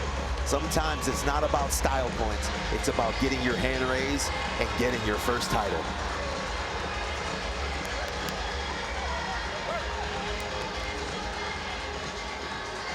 Got 2 more years of Josh Barr, and he's only going to get better. Josh Barr, big hugs for his family. Congratulations, Josh. You had quite a year, man. Almost 100% bonus points, but I'm sure you changed it for that belt. Yeah. I'm here to serve Jesus Christ, first and foremost, so that's what I'm going to talk about. I want everybody watching to know that Jesus came and died for all our sins. You put your faith into him, and that's the reason I'm here. That's the reason, you know, I won a national title tonight, was to tell people about Jesus. So just praising him and just super grateful. Coach Kale told me yesterday that he's often your sparring partner, and it's not easy for him. So that's saying something. What impact has Coach Sanderson had on you? Coach Sanderson, Coach Cunningham, Coach Sanderson #2, Coach Cody, and then Coach Nick, all the LWC, all of our support staff. We have, without a doubt, the best situation in wrestling. I'm so grateful for it. And I would be nowhere without those guys. The Lord's blessed me with all of them, and I'm so grateful for them all. Congratulations, Josh. Penn State's all in on wrestling. AD Pat Kraft, and this program is rolling. Sean. New scoring record for the Nittany Lions, and they've still got one more to go with Luke Lillidahl at 125 pounds. So in a year where they brought the most #1 seeds to the NCAA championships, they find new ways to impact the record books. Josh Barr for Penn State, their 3rd champion of the evening. Well, the 2 heavyweights who came to Cleveland undefeated have stayed that way. Isaac Trumbull can make it back-to-back for the Pack after Vincent Robinson was a champ last year at 25. Top-seeded Younger Bastida is the first Cyclone heavyweight finalist since 2010. The native of Cuba, 7 minutes from the crown. The second round of the NCAA women's basketball tournament starts tomorrow on ESPN. At 1 Eastern, NC State meets Michigan, and then at 3, it's Texas Tech and LSU. Coverage at 12:30 Eastern for the NCAA Women's Championship in the studio, presented by AT&T. Both games will stream on the ESPN app. Heavyweights here in Cleveland. Younger Bastida, #1 seed from Iowa State, an All-American for the first time since 2022. He has never met Isaac Trumbull at the college level. A perfect 20-0 for the native of Springfield, Nebraska, who has given up a total of 2 points in 4 matches, trying to be NC State's 4th heavyweight national champion, their first at this weight since Nick Gwizdowski 11 years ago. Younger Bastida, boy, did he have an interesting match in the semifinals last night. The first 20 seconds, he blasted a double against AJ Ferrari, a major decision. That was the first major decision loss of Ferrari's career, and AJ Ferrari medically forfeited out of his remaining matches today. That was one of the first times that I've ever looked at AJ Ferrari in a wrestling match and thought, man, he looks significantly smaller than his opponent. Bastida, just from top to bottom, was dominant in that matchup, and he's looking to get his first title. He's no stranger to having a high seed, unable to reach the finals and win it so far in his career. I can't wait to see this matchup. Bastida has a speed advantage against Trumbull. With Trumbull, if you get in on him, he's going to give you the heaviest hips in the world. You talk about snapping down. He went down to his knees to get that snap down. Oh, look at the snap. Double arm on the elbow. Tries to get to the Merkle position. Warded off by Younger. And how about this statistic? 2 men in the NCAA finals today, not from the same college, the same high school. Millard South with Antrell Taylor at 157 pounds, and now Isaac Trumbull at heavyweight. A wrestling powerhouse. Omaha, Nebraska in the building tonight.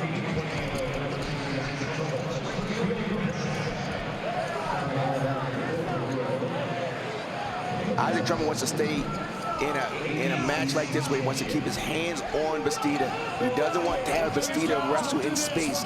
If he wrestles in space, Bastida has the speed advantage against Trumbull. Oh, nice snap. Bastida was dominant last night with his underhook.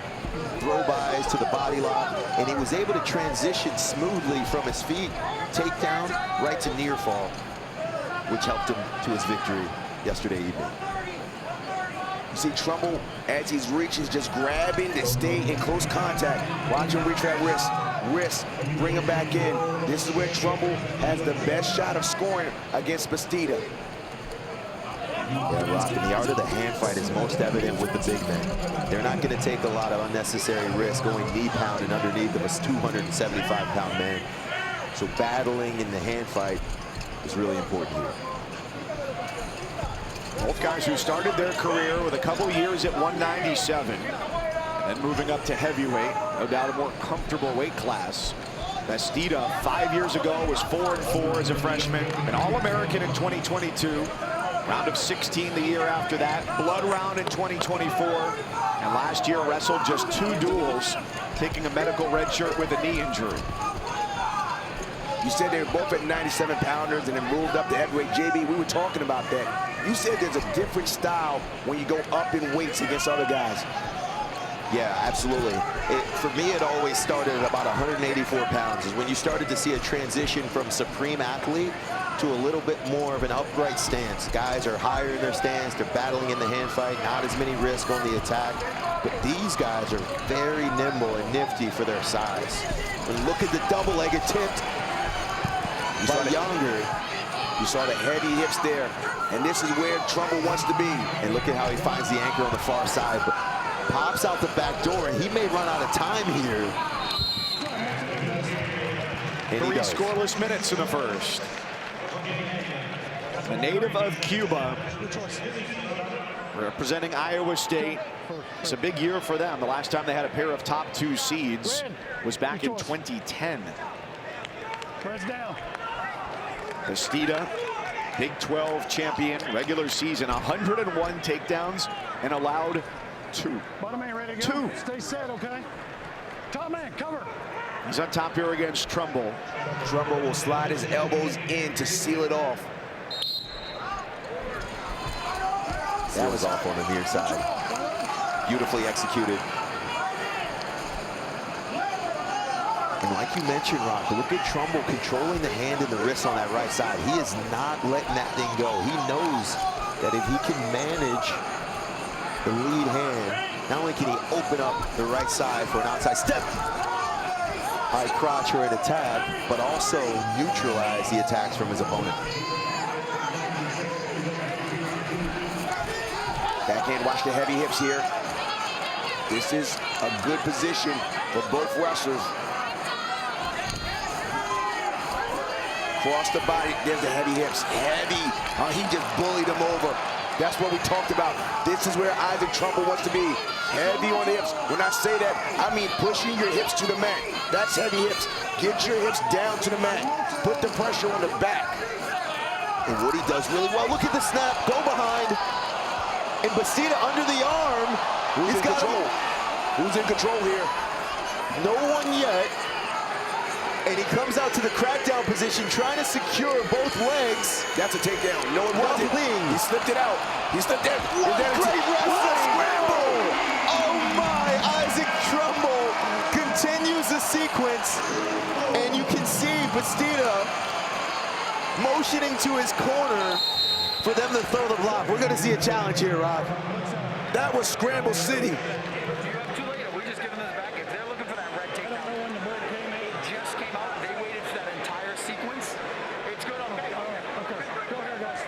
So Kevin Dresser of Iowa State through the challenge brick. Pat Papalizio is out yelling at the lead official to say that it's too late to throw the brick there. That is it. You have to throw that brick immediately. What is immediately? That's subjective. So the 2 officials said, I don't know when that came out there. I think it came out there a little bit late. So they're going to say, we're going to look at it, but they're going to see. They're going to look at their brick, and they're going to check for that takedown. So at this point, this is when he swims around, and that's clearly takedown, no question there. But what they're questioning is that earlier sequence here.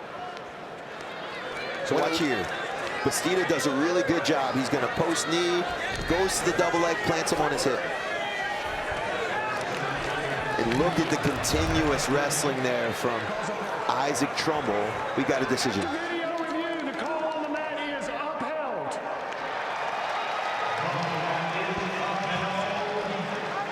He beat Bastida in a scramble. A guy with heavy hips you don't think is a scrambler, but that's why you wrestle through the position. You don't stop wrestling. Good things happen to the guys that continue to wrestle in those sequences. Isaac Trumbull has exceptional defense, great scrambling ability, which has been Younger's strong suit. He just got beat in the position where he's excelled most.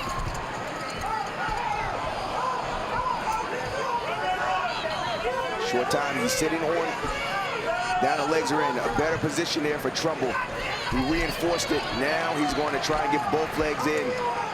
You want to push that leg away, not to you. That's right, inside wrist grab. We saw Trumbull on top yesterday throwing double boost. You don't typically see that in the heavyweight weight class. He's got some exceptional movement. Smaller guy working his way up to heavyweight. He went against Dresser. Dresser told him to go neutral. Dresser put his hands in a neutral, like someone scores an extra point, that's a neutral. He gave that sign, and then Bastida said, no, I'm going down. Isaac Trumbull is in the lead for NC State. Here at the NCAA Championships, he has given up a total of 2 points and 0 in 5 minutes against the top seeded heavyweight.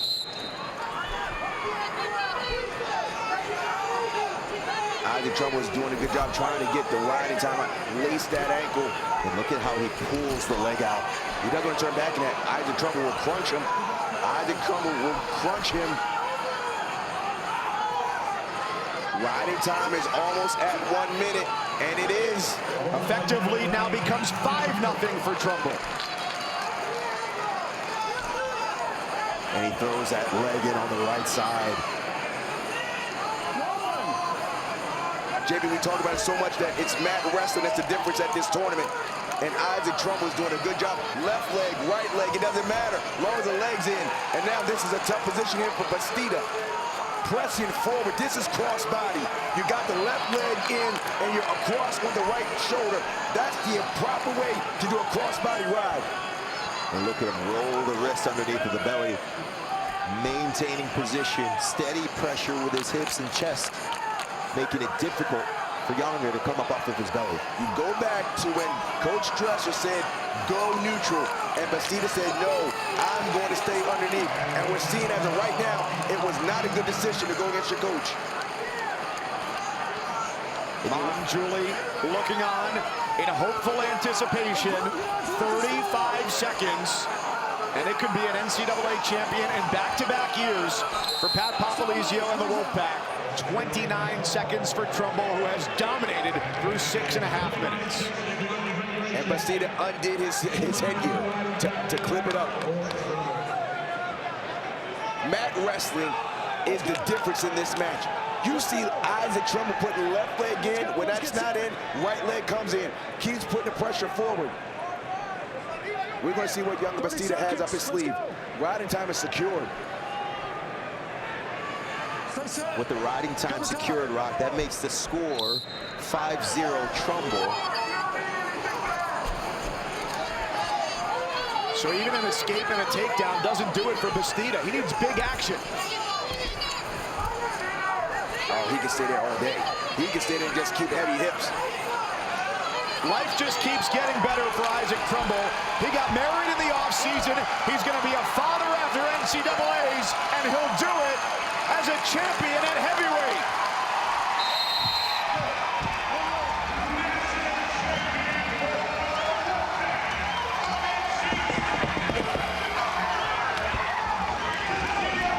There's his wife, Annabelle.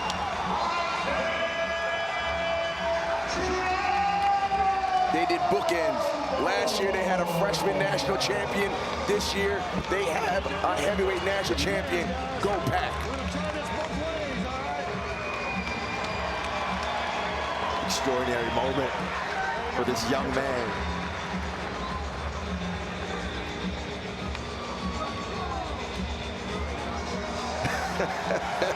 Hey, he might have a future in the WWE. Look at him go. That's right. And he wouldn't even have to look that far from where he went to school. Just ask Julius Creed, AKA Duke's Jacob Casper. That mat wrestling was so impressive. He kept that pressure going forward. What a great year for Isaac Trumbull. People didn't really think he was going to have a shot. but he just did it.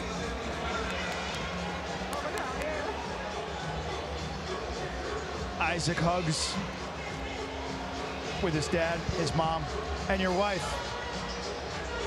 Just your wife? Yeah. What impact has she had on this championship run? She's made training so easy. She helps me with my meals. She makes sure I'm on time to everything. She makes sure I get out of bed. She's just great. She's incredible. She's a great Christian. Leads me down the right path. What did you think of his match tonight? I was not nervous at all. Just kidding. He did so good, and I'm so proud of him. Great scramble, and then the ride. What was going through your mind? Nothing. There wasn't a thing going through my mind. Just keep him down, get the win. I had some riding time. I knew if I got to that 1 minute, I knew I'd win the match. So just get that riding time. You've overcome some serious injuries along the way. What's that path been like? It's been terrible. It's been incredible all at once. My trainer, he spent so many countless hours in the training with me. Coach has been amazing to me. If I could go back and change my career, start back as a senior in high school, and pick a new school, I wouldn't do it. I'd keep NC State, stay there for 6 years, I'd stay the course, keep doing what my coaches tell me to do, just for this moment right here. Congratulations to you, and good luck to you both. His wife, Annabelle, they met at NC State where she was a swimmer. He's a national champion wrestler. Part of that story last year was a torn ACL, MCL, and meniscus. Still battled it out at the NCAAs. Like he said, it was all worth it. We've got 2 matches to go. Our biggest of the night will be at 133 pounds. But next, in our penultimate match of the night, Princeton's Mark Anthony McGowan will try and be a champion at 125, just like Pat Glory was. And Luke Lillidahl, the #1 seed for the 2nd straight season, will try and extend the Nittany Lions scoring record. ESPN is now the home of MLB.TV. Stream every out-of-market game live or on demand using the ESPN app. Blackout and other restrictions apply. And for more information, go to ESPN.com/MLBTV. Soon enough, they'll be going to Carnegie in Ontario here in Cleveland. 5 upsets tonight through 8 weight classes. Sergio Vega, Aiden Valencia from Stanford. He was a 10 seed. Landon Robidoux, one of the 4 freshmen from Oklahoma State. Max McAnally, who finished 3rd last year, champion at Minnesota. And Isaac Trumbull, a 2 over a 1. Gives us our 5th upset of the night with 2 weights to go. Up next, 125 pounds. This is a highly anticipated matchup, not just because Luke Lillidahl is #1, but because it's their 2nd head-to-head matchup this season. And the last one ended in a way that you hardly ever see at the Division I level. Mark Anthony McGowan was disqualified. 5 stall calls against him. Now, they also wrestled as high schoolers in 2023. Lillidahl at Wyoming Seminary, McGowan at Blair Academy. For what it's worth, that was a 4-3 matchup. Lillidahl last night defeated 2025 finalist Troy Spratley of Oklahoma State 8-3. McGowan, champion of the Ivy. See if he can do better here in round #2 this season against Lillidahl. Both are age-level world champs. The difference is Luke's done it 3 times.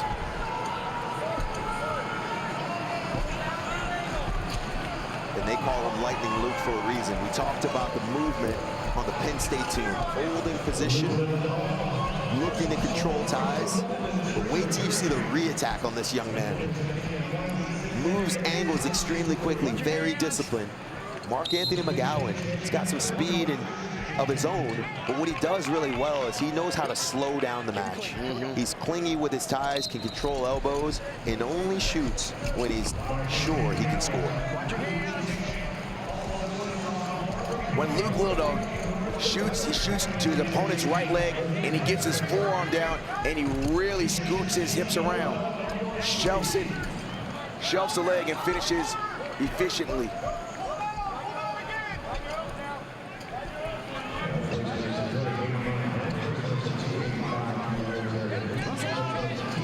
This is where you had mentioned, JB, clingy, holding. The guy wants to slow Luke down. You heard the referee say wrestle out of it, don't just hold, wrestle through it. If you're Lillidahl, you want to create as many sequences as you can. Create opportunities for yourself. Also, he's one of those guys that no matter where the position takes him, he feels comfortable. He's able to evade lots of scrambles because he finishes quickly, but he also has great body control. Offense. I love the motion of Lillidahl, just continuing to move. And the theme that we see with Penn State seems like they know where they are on the mat, and they want to stay right in the middle. Keep the opponents back towards the out of bounds. Lillidahl ready to go. Repeated as Big Ten champion this year in his sophomore season. Finished the regular season undefeated, although he did lose to his teammate Nathan Desmond at the Black Knight Open, but it doesn't count towards your official record. In the third straight year that the Nittany Lions have had the #1 seed, going back 2 years ago when Braden Davis was the #1 seed at 125. For 125-pounders, both these guys know how to win a tight match, not necessarily high scoring throughout this tournament. But as we said before, in this tournament, you just want to win and advance. Let's go, guys, offense. And look at him cut off the center of the mat. Nice fake to get the hands to release. Chael Sanders is clapping his hands hard. That's the indication that something needs to happen. That's a stall. Luke needs to shoot him off. Lillidahl just needs to shoot him off. And if you're McGowan of Princeton, you don't want to abandon what's gotten you here, but you also have to remember the last matchup that you two had. 5 stallings, a disqualification, something I've never really seen in folk-style wrestling. I know you want to slow the match down, but risk are what wins on the big stage. Scoreless at the end of one, with Princeton's Mark Anthony McGowan looking to be their 3rd national champion. There's their 2nd, Pat Glory, who won it all in 2023. Their other national champion, the late Bradley Glass, who was champ at heavyweight in 1951, went on to a great career, served in the military, and was an attorney. His elbows are really low.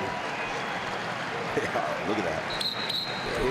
Lillidahl's having a hard time. He's got to like try to. If I'm McGowan, I'll do it again until the ref tells me to do something differently. His elbows are almost touching these. Which makes his belly really low. Watch Lillidahl, the way he has to get. You know exactly, right? Let him get in there.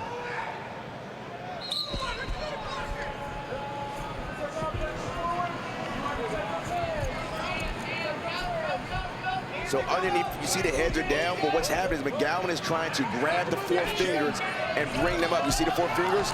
Now he's out. And Lillidahl is right back when he attacked. The optics does not look good for McGowan to keep having his back towards the out of bounds. And when he had those 5 stall calls against Lillidahl, we asked his head coach, Joe Dubuque, now in his 3rd season, about that before the Ivy League championships. And he said, you can't work that way. He's got to change something. He got exposed in that matchup. He's out of balance here. And he's a great athlete. And the word he used was embarrassing. Rock, you were a Division I official. Did you ever have a match that ended in disqualification like that? I have not. I have not. And again, 1-0 McGowan. First step forward by Lillidahl, taking ground. And man, stall call, center mat, no attack there. Well, the thing is, if you're avoiding action, we can clearly say that Lillidahl is the one initiating the action. If you're avoiding the action, that's a stall. It doesn't mean you're not shooting a lot. It's like every time we look, McGowan's back is towards the out of bounds. And what is Luke doing? He's trying to keep the action. And look at Luke driving those feet. This is when I wish wrestling had halftimes. If I'm the Princeton staff, I'm like, ref, give me a second with my guy. Let me talk it over with him. We have to recognize that you're in position to win, but you cannot wait till late. Do not give out 3 points by backing up and being hesitant with your attacker. McGowan's got to try something at some point. Because right now, he's being very defensive. You hear the referee say offense. And another stall call would tie the match here with 20 seconds to go in the 2nd period.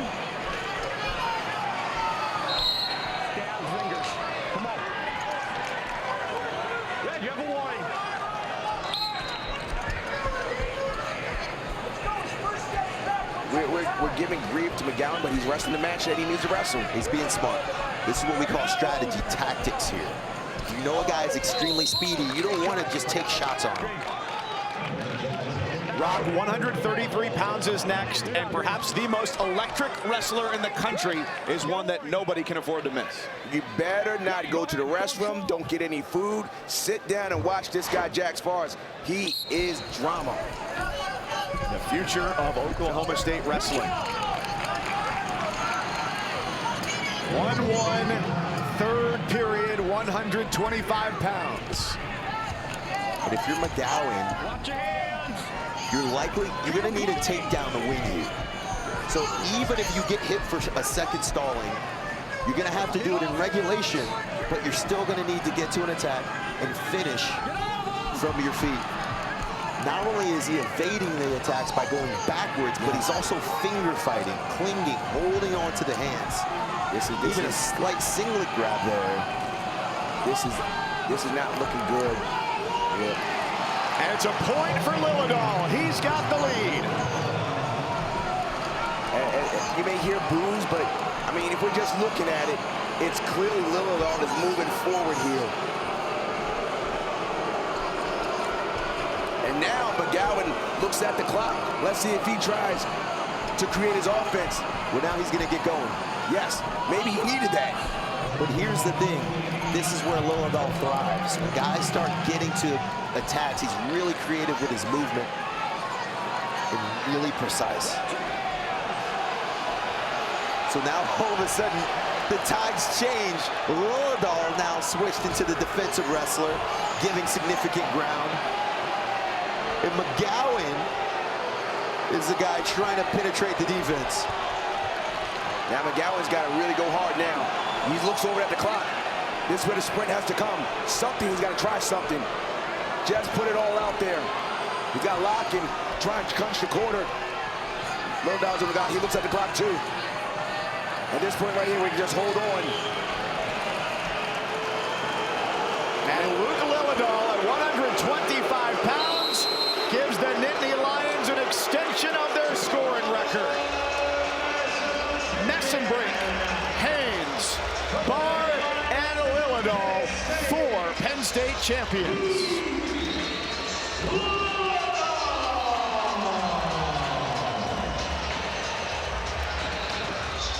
Rarely do you ever look at the score in the finals after national championship. They just see who won. Luke Lillidahl is a national champion. Great match, great performance. There's only so much you can do, Rock. You're trying to be urgent with your aggression and your pressure early in the match, but McGowan going backwards. If you're Lillidahl, you're not going to take any unnecessary risks. You're going to try to pressure, but eventually the refs have to get involved to promote action. Right? And I know we talk about it a lot, and fans say, well, stalling, they don't call stalling, but stalling is when you're avoiding action. Avoiding action. And you hear the boo birds. That might be a little bit of Luke, too, in there. Yeah, that could be Luke. I think they're giving him unwarranted criticism if they are booing. Let's go to Quinn. Congratulations. That was a very tactical match. You've got to be figuring stuff out in your mind. What was it like? What was that like? I mean, kind of knew he was going to do that, you know, back up, try to score at the end. Very little exchanges. I didn't wrestle the way I wanted to. You know, I like to score a lot of points, and you know, that didn't happen that match, but yeah, he's clinging. He protected. He defended your shot to the left, and then he's kind of clinging to slow things down. But you didn't lose your poise. No, I think that just comes from, you know, wrestling on the biggest stages. This is nothing new to me. Wrestling in the finals of a tournament. I've been doing it my whole life. Won world titles on the big stage. So, you know, all that practice just leading up to this, and I wouldn't have it any other way. A win is a win. So, congratulations, Luke.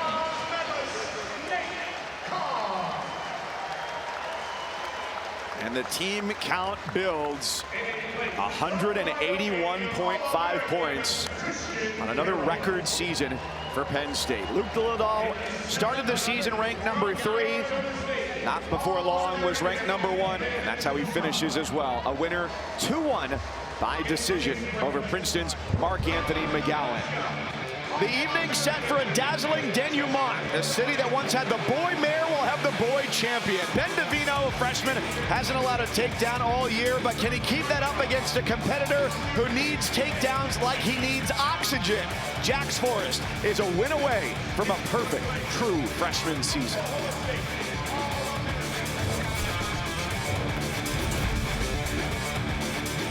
Back here at Cleveland, final match of the night, and it is set to be the best one with Jax Forrest of Oklahoma State and Ben DeVino of Ohio State.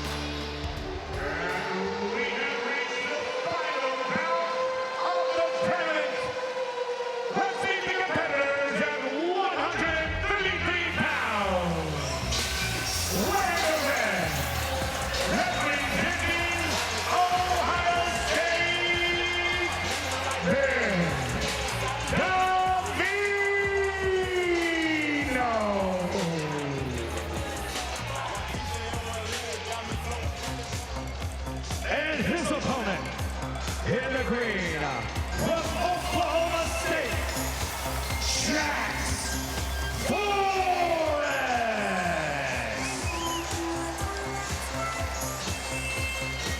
The music tells a story in and of itself for Jax Forrest. Funky Town brings him onto the mat. The freshman from Johnstown, Pennsylvania, Ben DeVino, the redshirt freshman from South Elgin, Chicago. We've already got history tonight. 3 freshman champions.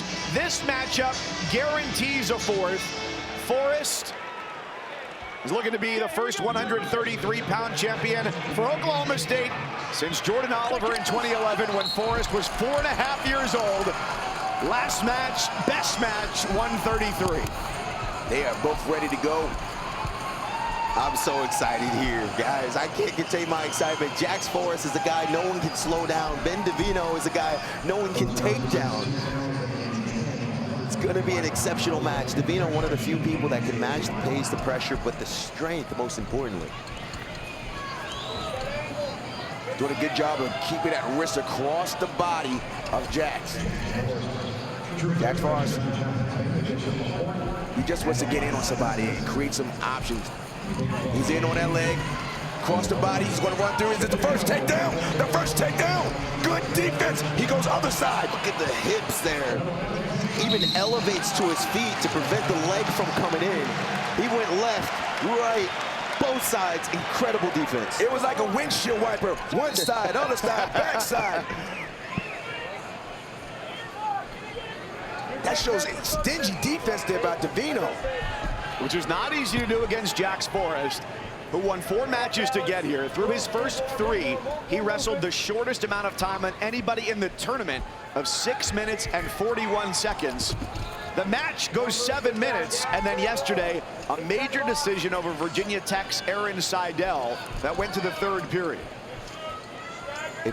Ben DeVino needs to be careful here because he's doing a really good job of getting fakes and dropping Jax down to his knees, but we know that's where reattacks occur for Jax. He reaches out, gets to a low single or an outside sweep, and then switches off to the double quickly.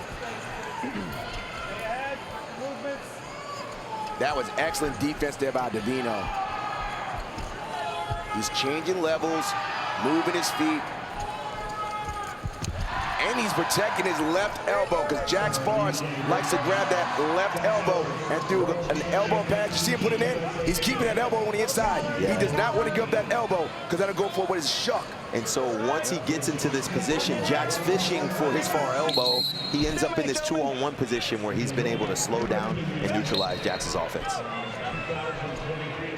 He's keeping that elbow in, and when he grabs Jax Forrest, he grabs Jax Forrest elbow and wrist and keeps it across his body. He's slowing him down.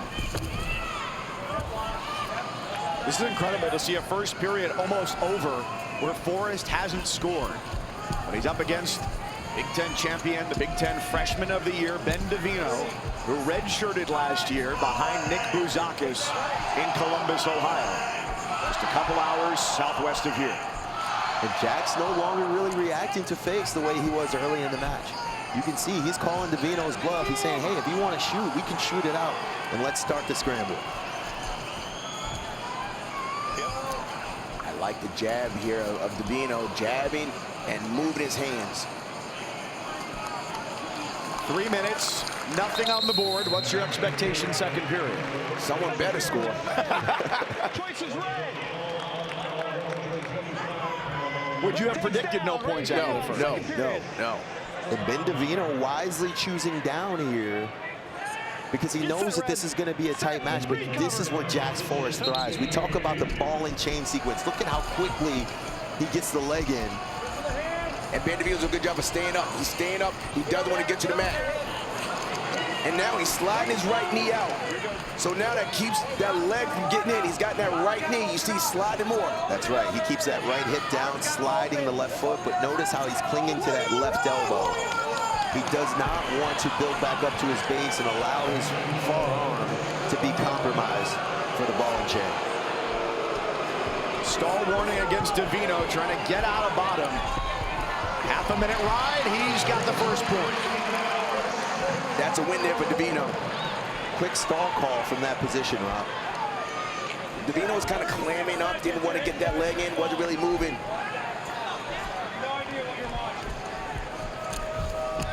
Just moving in action here. Davino hasn't given up a takedown all year. Jax Forrest, 3 months ago, was in high school. Graduated early to seek bigger and better challenges in the Oklahoma State wrestling room. And it's taken him within 3 minutes of an NCAA title. Digs under a throw by.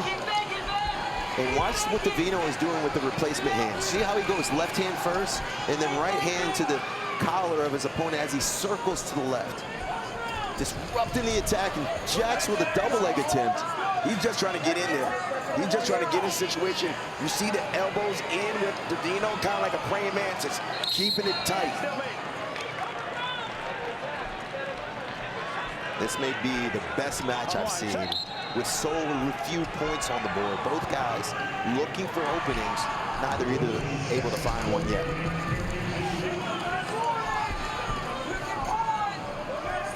Jax Forrest is being a little more of a chance taker right now. Ben Davino's wrestling the match. This is where he wants to be. To the third, 1-0 Davino. Now they're attached. This is exactly what Jax wants. Yeah. If you're Davino here, if you're going to give up an escape, let it be 1 and not 2 to a reversal.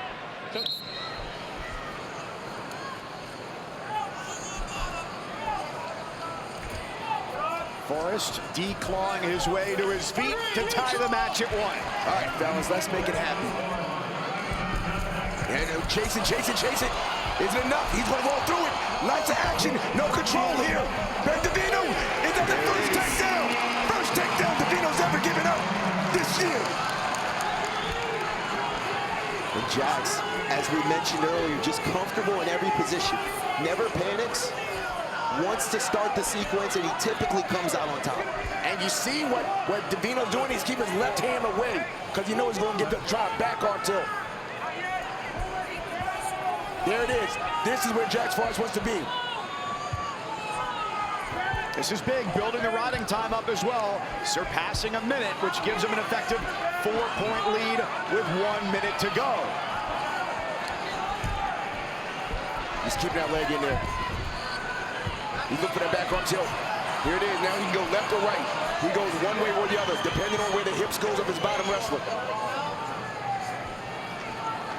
And the riding time is continuing to build. And you see Jax Forrest is busy. Now he's got a tight waist. He's staying busy.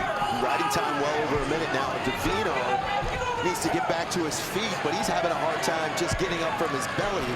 That's a mean tight waist right tight there. waist. Palm almost on the small of the back of Davino as he maintains his position with the right leg in. Forrest took a look at the clock. 20 seconds to go. Davino trying to stand up with 10 seconds. 2 freshmen for a national championship at 133. And there it is, the start of it all. Jax Forrest goes from high school to college wrestling's highest point. closes it out in Cleveland, the best at 133.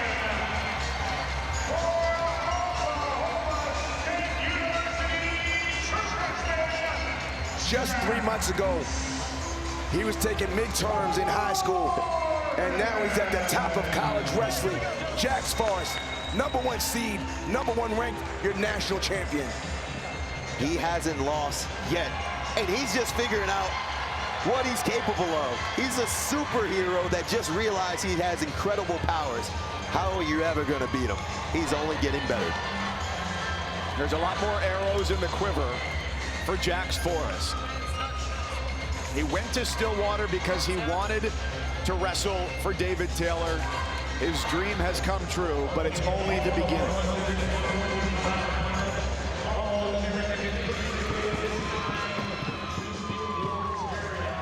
And what a night for Oklahoma State. They put 4 freshmen in the finals, and they go 3 for 4, starting with a championship from Sergio Vega to Landon Robidoux, and Jax Forrest closes out the night as an NCAA champion.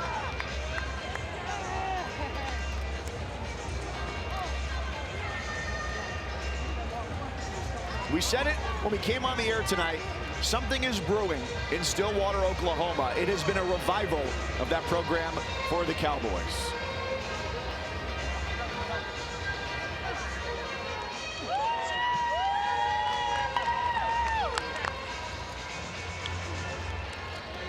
Jax, who's the little guy? My brother Jude. Jude, say hi. Say hi. Hi. Your older brother did really well. Who's the little one? Didn't I see a little baby in here somewhere? Or this is him. Okay. That's him. That's the first time that Ben Davino was giving up a takedown. And it wasn't easy. I mean, that match was not easy. What was it like for you? It was. I just had to stay focused. I'm a crazy wrestler. I love doing crazy stuff, but can't always do that. Sometimes you got to be positional. You got to be smart, and I showed that today. What's this? I don't know. What is that? Who's this? It's a sponsor. We probably can't mention. Yeah, that's right. Undefeated. Yeah. You left high school early. What was this the ultimate dream? Like, was this what you were pointing at? Yeah, I didn't come here to All-American. I called Coach David. I was like, hey, do you believe me? Do you think I can win a national title this year? He said, nationals were today. I would pick you. So got in the room, had a couple hard days in the beginning, but just trust my coaches, trusted in my abilities, and national champ forever now. When did you start believing? I always had belief, but, you know, folk style, you know, people said I was better in freestyle. I'm just here wrestling, doing what I do every day. After my first match against Aaron, I was like, wow, I can give up 3 takedowns and still win. That ain't happening again. You know, didn't give up a takedown and just doing what I do best, wrestling and just trying to get better. Sergio, Landon, yourself, 3 freshman champions, unbelievable. How do you describe that vibe that's going on, that confidence? Yeah, if you want to be a national champ, you come to Oklahoma State. You can tell Penn State they're still #1, but we got 3 true freshmen national champs. We're coming. We're trying to be the best, and those are my best friends, and we're gonna try and go for 4, all of us. And you know, whatever happens in the future. But tonight we're national champs. Undefeated season. Congratulations, Jax. Way to go. A lot of fun to watch. Quinn, we had not had a freshman go undefeated and win a national championship since 1947. And tonight, Oklahoma State accomplished that twice. In our first match, Sergio Vega with the upset over the 2-time NCAA champion Jesse Mendez, and Jax Forrest to close the night over Ohio State's Ben Davino, who hadn't been taken down all year. That was impressive. We talked about it at the beginning.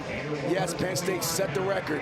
Penn State is still the dominant team, but there is something brewing in Stillwater. They have youth, not just this year, they have youth coming in, and they have guys that are hungry, and they don't care who's in front of them. They expect to win. I love it. A litany of upsets at the 2026 NCAA Wrestling Championships. Half of our matches were upsets. We'll come back and recap what was an unforgettable night here in Cleveland.